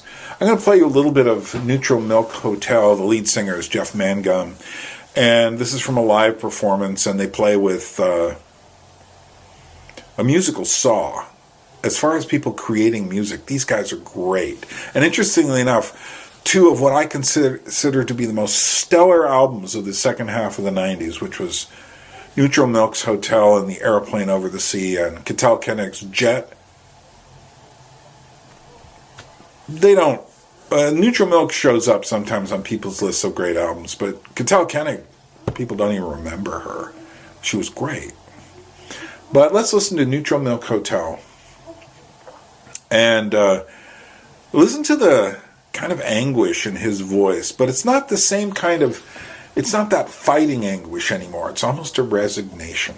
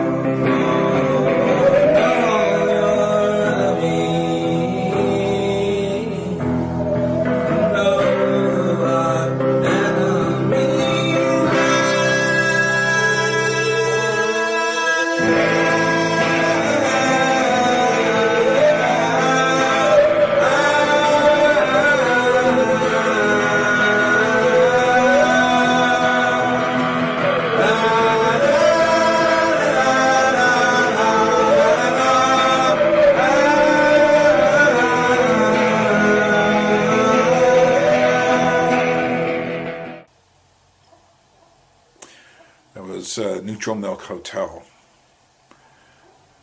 And their album Airplane Over the Sea is absolutely incredible. I find it amazing. But it's got this sorrow It's noisy. It's got this sorrow to the whole thing. It's, again, it can't fight anymore. There's no fighting left. There's no rebellion left. And right now what we're listening to underneath as I'm talking is a group called Low, which is a pretty good name for the group since most of their music was very quiet and low. And while it was quiet, it was still noisy, which is very interesting. They would just sometimes, this song is, Do You Know How to Waltz is the name of the song. And of course there's no waltzing going on in the song. And it's about an 11-minute song with a 6 or 7 minute section of just drifting, floating noise. Groups like Sigur Rós would do this, and from Iceland, and other people would do what's called beautiful noise. And I am going to play you a little bit of Ketil Kennick's music, because again, she has a lot of the same kind of fin de siècle sort of exhaustion, really. This is a really beautiful song called There You Go. And this is near the end of the song. She's singing live. It's actually from 2002, but this song is from 1998 originally. And it contains this moment. But what's interesting is she's talking about a lover just going away and letting this lover go. And in the end, you realize she's singing as if she is Orpheus from the old Greek myth of Orpheus and Eurydice. But you can almost see it taking place in the streets of Paris or something like that. It's a beautiful song, and again, it has that sense of just winding things down. There you go now. There you go now. There you go. There you go.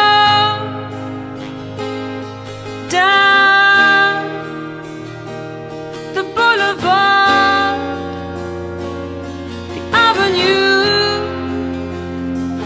the rail track, the runway, the white lines,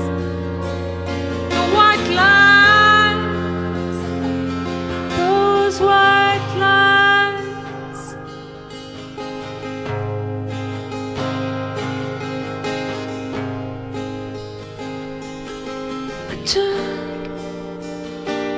I don't know why I did it, but I did. I don't know why I did it, but I did. Now I must return to the underworld. I turn.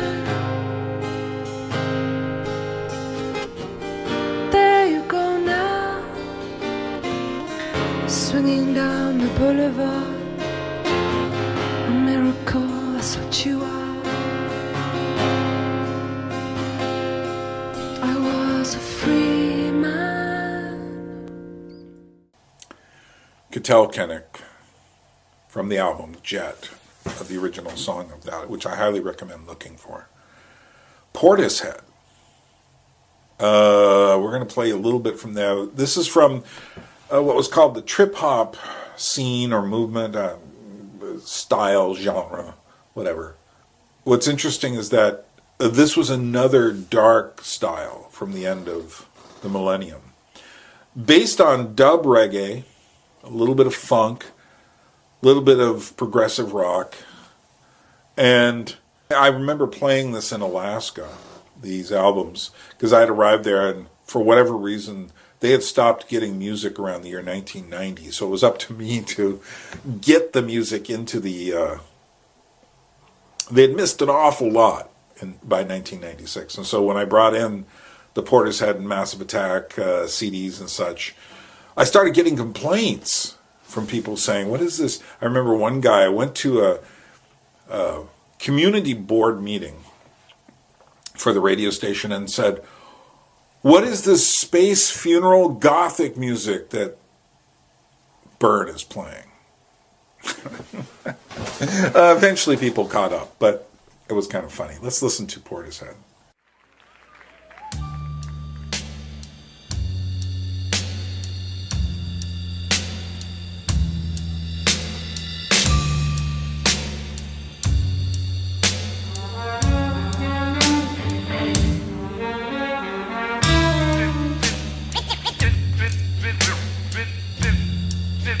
like that. Like that.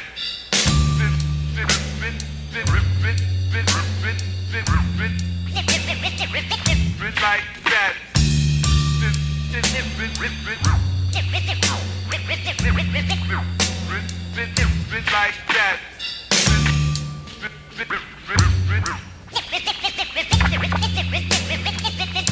Like that. We suffer every day. What is it for? These crowns of illusion are fooling us all. And now I am weary and I feel like I do. It's only you who can tear me apart. And it's only you who can turn my wooden heart. The size of our fight, it's just a dream.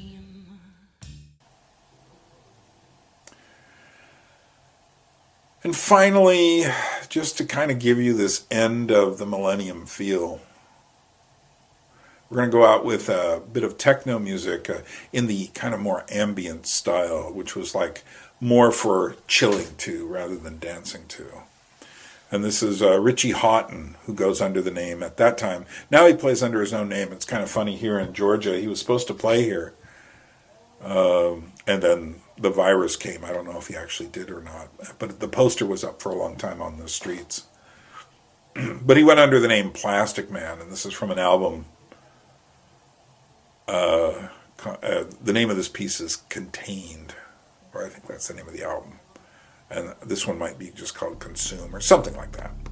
Anyway, let's listen to Plastic Man. It's this dark, brooding thing.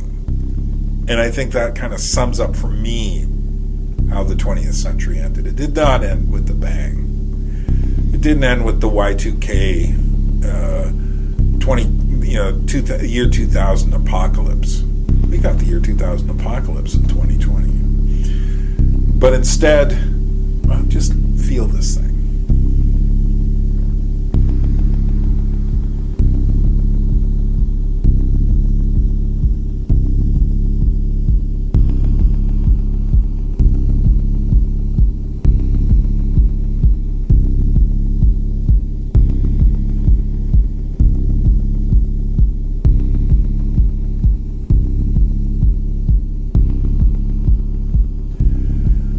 So finally, the end of the final pattern, as I described it in art, is that the apocalyptic noise goes into everything, finally, through the internet. The computer is the big breakthrough, the home computer, the personal computer, PC, the Apple computer, the Mac, but also the computers used for raves, what would eventually be the Nintendos and the PlayStations, for the Xboxes for video games, digital projection for movies, downloading. Napster was coming up here. People would just start downloading and streaming rather than buying things if they could help it. Although the big corporations are looking for ways to make sure they'd much rather have you stream than download.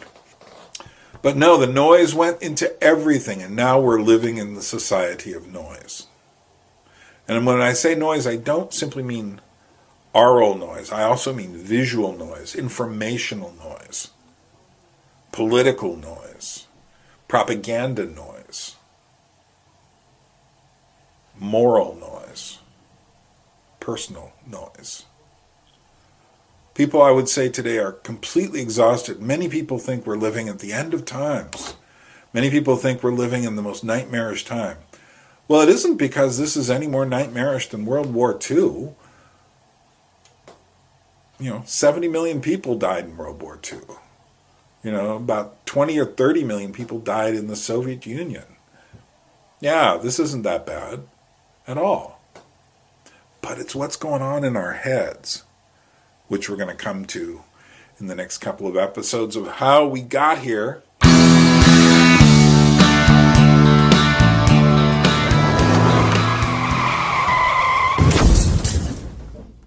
It's Britney, bitch. Looking sick and sexy fight.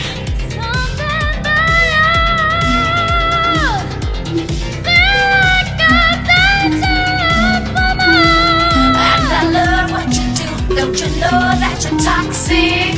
I'm wide awake.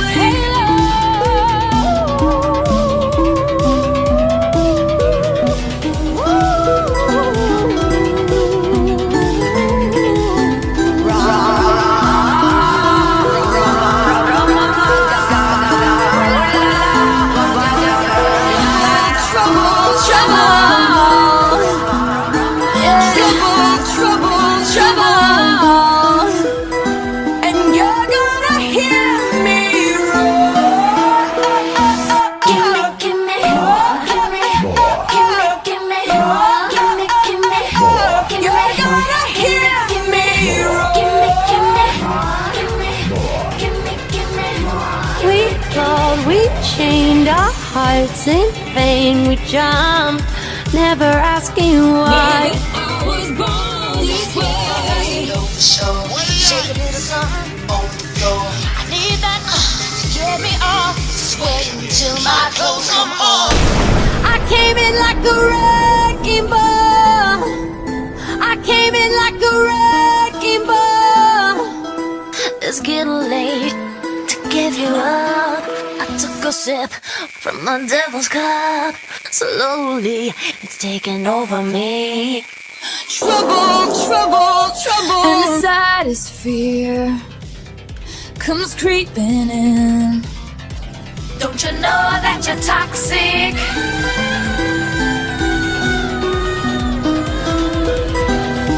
Let's make the most of the night like we're gonna die young. Trouble, trouble, trouble. I want your ugly, I want your disease. I want your everything as long as it's free. I want your love.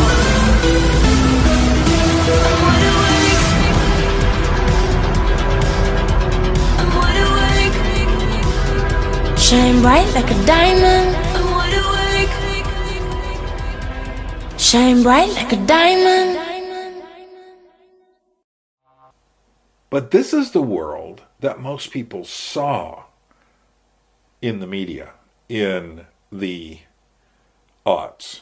And that is, we saw these hyper-glamorous, hyper-sexualized young women performing in videos and on these big stage shows. They're all the children of Madonna, so to speak. And I often call them the Hetairai. And I call them the Hetairai for a reason. These were the upper class of courtesans, or prostitutes in ancient Greece. And some of them were famous throughout their cities. And to me, we've created these diva Hetairai, these global icons of sexuality. And they are related to Madonna's image of trying to be this kind of like pro-porn feminist icon, but they're different. And there's a lot of things that make them different. Interestingly, they often all have single names, like Britney, Christina, Lady Gaga, well, that's two names, Katy for Katy Perry, Rihanna, Beyonce, Miley Cyrus, Taylor Swift, Taylor. But these girls are all, and the style goes all the way almost to the end of the teens. It's long-lived. It starts in 1999 with Britney Spears and continues through people like Taylor Swift and Miley Cyrus. I do think Billie Eilish is something different. But nevertheless, they are very, very important. consider the symbolism connected with Britney Spears. She is this dewy, moist, seductive bauble of a person. I remember a friend of mine who was, quite a few years younger to me, thought she was really pretty. And to me, she didn't look pretty at all. She just looks like, just like, I can see behind the pose. I can see behind the makeup. But, so she is out there. Now, interestingly enough, she's not, who's making the video? Is she? No. She is, in fact, on Madonna's label, and I am sure Madonna is back there somewhere pushing, saying, go that way. And in fact, there is that very important moment where Madonna christens her by kissing her on the lips publicly while performing. But she's also being produced. And all of these acts that I've mentioned, there are often only a handful of producers behind them. Some of them, like Dr. Luke and Max Martin, literally have had their hands in every one of these performers. They are paid astronomical amounts to come in and get this specific sound that is such an earworm and so commercially successful. But here's the problem. Take Britney Spears. She is what? Just this girl. And all this pressure comes on her. And she's supposed to be this perfect image. And in fact, so then a moment, her life starts to be scrutinized. Her strange off and on wedding at Las Vegas. Her relationships. And then what happens is she gets pregnant. And there she is on the cover of Harper's Bazaar. And eventually it all becomes too much for her. And she cracks, literally, I think. And she's getting tattoos. She's starting to put on pounds. She walks into a place and asks for like the shears and starts zipping her hair off. And then for a few months she just looks like a woman you wouldn't want to get next to anywhere. She just looks like this embittered young woman who has no hope in life. It looks like trailer trash. Looks like she's just another white trash girl.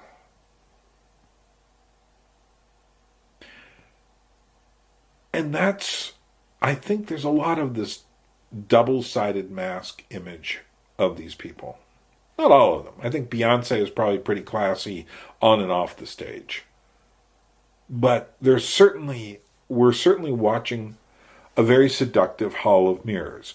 For instance, what's going on with this song by Christina Aguilera? Dirty. Filthy. Nasty. Nasty. Too dirty to clean my act up. Yeah. If you ain't dirty, you ain't here to party. Nasty. Filthy. If you're not here to get dirty, you're not here to party. Wanna get dirty? It's about time for my arrival. Heat is up, ladies, fellas, drop your cups, bodies back, front to back, move your ass. I like that. Side hip huggers, know for sure. Shake a little something on the floor. I need that. Get me off, sweating till my clothes come off. And who's watching this stuff, by the way? Like I said, my friends in Romania said, do you watch Britney Spears? I said, no. That's for like children. Oh, that's who's watching it. Kids are watching it. Tween girls, 10-year-olds, 15-year-olds, they're watching these things. They're just taking all the cosmic splatter of the images, the sexual dirt and the sexual, spectacular nature of it. They're just ingesting it. It's just becoming part of them. But then the song goes on. Listen to these lyrics. let's get open. Cause of course, still going 8 in the morning. There's no stopping, we give it poppin', hot rockin', everyone's rockin'. All you got, just hit the spot. My girls, get your boys, gonna make some noise. Rowdy, gonna get a little fun. Get it fired up in a hurry. Wanna get dirty, it's about time that I came together. Ooh, sweat dripping over my body. Dancing, getting just a little naughty. Wanna get dirty, it's about And of course, the chorus over and over is dirty, dirty. And the images she's doing, it's almost like it's straight out of some porno thing happening somewhere. Where it's just, I mean, you just imagine this is almost a gangbang or an orgy or something. It's really, it is dirty, it is filthy, just watching this.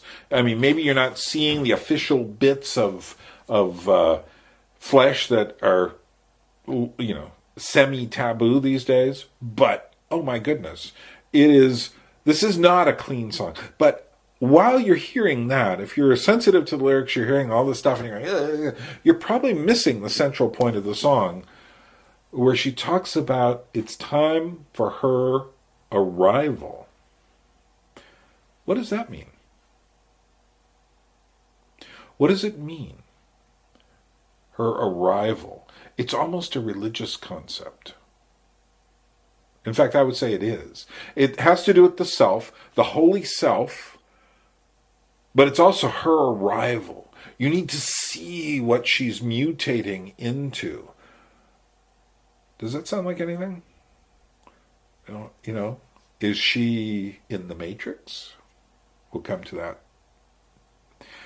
But it's interesting then to see what she does with the song in a live concert.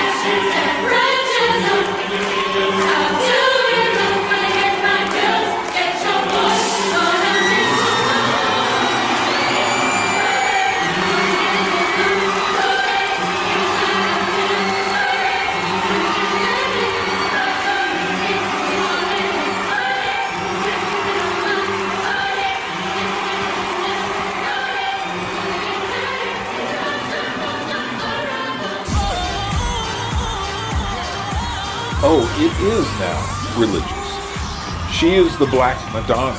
She's dyed her hair back to black, which I assume is probably her natural color. She is, and then of course, I don't go all into this because, you know, I'm not here to show you all the videos, but she opens up and suddenly she's wearing these sexual clothes and she's dancing again. So she's totally making a collision between the sacred and the profane. And yet, make no doubt about it, this is a religious moment.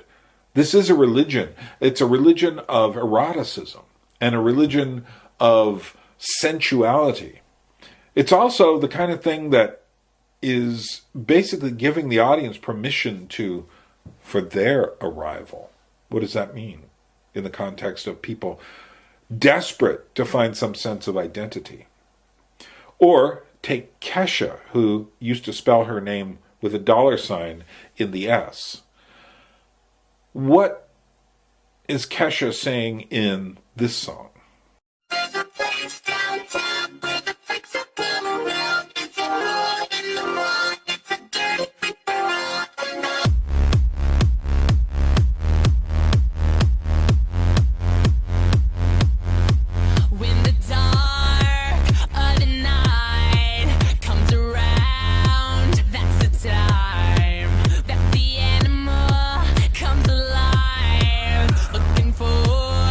Something wild.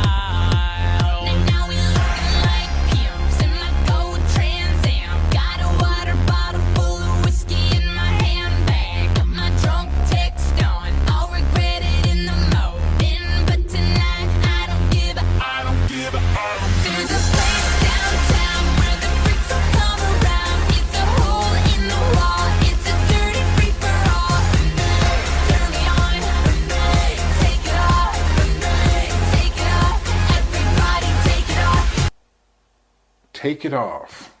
Take it off. Well, I think it refers to clothes. But then eventually, the chorus is, take it off, take it off. Take what off? She sounds like she wants to be wild, like an animal. Now, there are two versions of this video. One version is the kids playing around in some dusty, abandoned motel. Looks like it's out in the deserts of Southern California. The other version, though, is in some club with, it's dark and everyone's wearing glow-in-the-dark kind of paints. And it really has this aura of the demonic about it. And that's not an accident. And she's not, I don't think she believes in that she's, conjuring demons. I think she's just playing with the imagery for the same reason that Christina Aguilera is playing with the image of dirty, of being a whore, essentially. That they're playing with these images because they've been infected by all of the history that it took to get to us here. All of that stuff in the underground in the 80s that bubbled up in the 90s, that became commercialized at the end of the 90s. They're all infected by it. And now what they're doing is they're taking the most commercial version, but also they are breaking taboos in a way by creating the vision of the hypersexualized female. But they're not being Venus. They're being the Hetairai. They're being the public prostitute, the courtesan. They are obviously way out of anyone's league, and yet at the same time, they are presenting this image to us. Let's watch the end of this video and I'm going to switch it over in a second to the dark video, where everyone becomes, otherkin.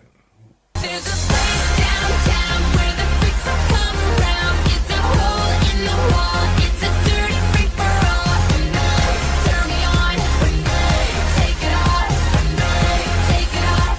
Everybody take it off. There's a place I know if you're looking for a show where they go hardcore and there's glitter on the floor. Turn me on. Take it off. Take it off. Everybody take it off.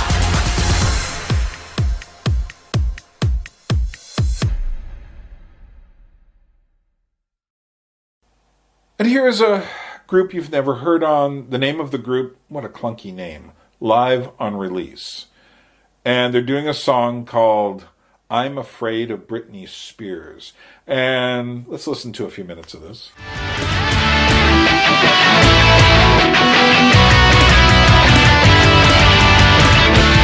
I'm afraid of Britney Spears and Christina Aguilera, Backstreet Boys and NSYNC. I don't know what to think. I'm afraid of Britney Spears and Christina Aguilera, Backstreet Boys and NSYNC. I don't know what to think.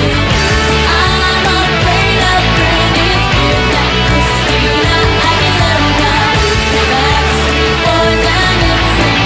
I don't know what to think. I'm afraid of Britney Spears and Christina Aguilera, Backstreet Boys and NSYNC. And this was done around 2001 or so. And it was hopeless because there was a thing that was happening in the aughts. And it was a battle between what was called rockism and poptism or popism. And essentially the poptists were working. And that is to say, there was this idea. Now, I'm going to let this guy explain to you what's going on here. But these poor girls in Live on Release, they're doing like an end of the 90s style, pop punk style, hoping to go up against Britney Spears. They're afraid of Britney Spears because Britney's style harkens. They can sense that it harkens something else. These girls would disappear and never have a chance. But let's listen to this guy talking about the battle between the difference between rockism and popism. As music historian Michael Markham writes in his A Little Poptimism for Tchaikovsky, is it the job of music critics to understand and continue to enforce the greatness of the Gross Fugue, a work whose impact was limited by design and whose cultural influence has been marginal at best, or to understand Rossini, whose music made up the soundtrack of millions of people across multiple generations? Should critics reflect the taste of the people or push them into new, difficult places? This shift in musical taste has occurred as many people have moved towards the latter school of thought, known as poptimism. Poptimism sees value in the music of the charts, in what people are actually listening to. It is a rebellion against the philosophy it defines as rockism. Khalifa Sanfei's 2004 essay, The Rap Against Rockism, one of the founding essays of poptimism, defines rockism as idolizing the authentic old legend or underground hero while mocking the latest pop star, lionizing punk while barely tolerating disco, loving the live show and hating the music video, extolling the growling performer while hating the lip syncer. Poptimism was the backlash against this. It criticized the mythologizing these authentic old legends and pointed out they were not immune from the market forces of the music industry. Haven't Pink Floyd and Nirvana sold more records than Taylor Swift? They argued that a great song could be made by creating a new spin on an old form rather than abandoning form altogether. The elitist ivory tower of rockism was also socially questionable with its focus on a canon of mainly white male artists. Cultural capital was something that only white straight men were able to acquire. The genres ignored by rockism were made by or associated with women, people of colour, or LGBTQ people. And essentially what happens in the course of the aughts is that we see the tail end of the rock story. Just the dying dregs. There's still good music, good rock music. Radiohead is a very important band throughout the period. There was a great Swedish garage rock revival in the first half of the aughts. Groups like the Hives and Sahara Hot Nights were pretty cool. Or the Helicopters. A lot of metal going around, but now there's so many different genres that no one style speaks for everyone anymore. There isn't, although occasionally the dinosaurs of rock, AC/DC or the Rolling Stones, will wheel themselves out. White Stripes is probably the last group of any originality to come out of the rock line that has a significant both commercial impact and creative impact. And White Stripes eventually fades away by the early teens. And so pop music wins. Pop music is seen as being superficial, or rather all about style, whereas rockism was seen as being about substance in some way. I think you could break this down. It's not nearly this simple. But many of the shallower styles of pop music, what seemed like shallow styles, are being championed now. That somehow the surface matters more than what's underneath, or rather, the surface is the substance. Well, that brings us to the conclusion of the music editions of our How We Got Here series, and I hope you found that interesting. And there's, of course, much more to do and say, but not this time. This was already too long. All of this. How did this end up being like almost 8 hours long? Because there was a lot of music material, and music was such an important part, particularly of the late 20th century.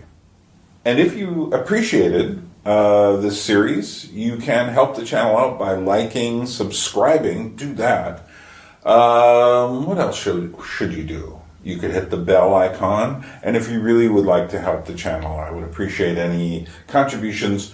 All of this stuff I make no money on. I can't get it monetized because of two reasons. One, I'm in Georgia, and two, I use all of this copyrighted material because I'm much more interested in getting the material out to you. So if you feel like subscribing, do that. Well, this is Bern from Tbilisi, Georgia, saying, as the Georgians do, droabit, which means temporarily, just for a while. We will meet again. When I go, I want you to give me 5 minutes. I told you, boys, I'm no escape artist. For the first time, I like the odds. At the round earth's imagined corners, blow your trumpets, angels, and arise, arise from death, you numberless infinities of souls.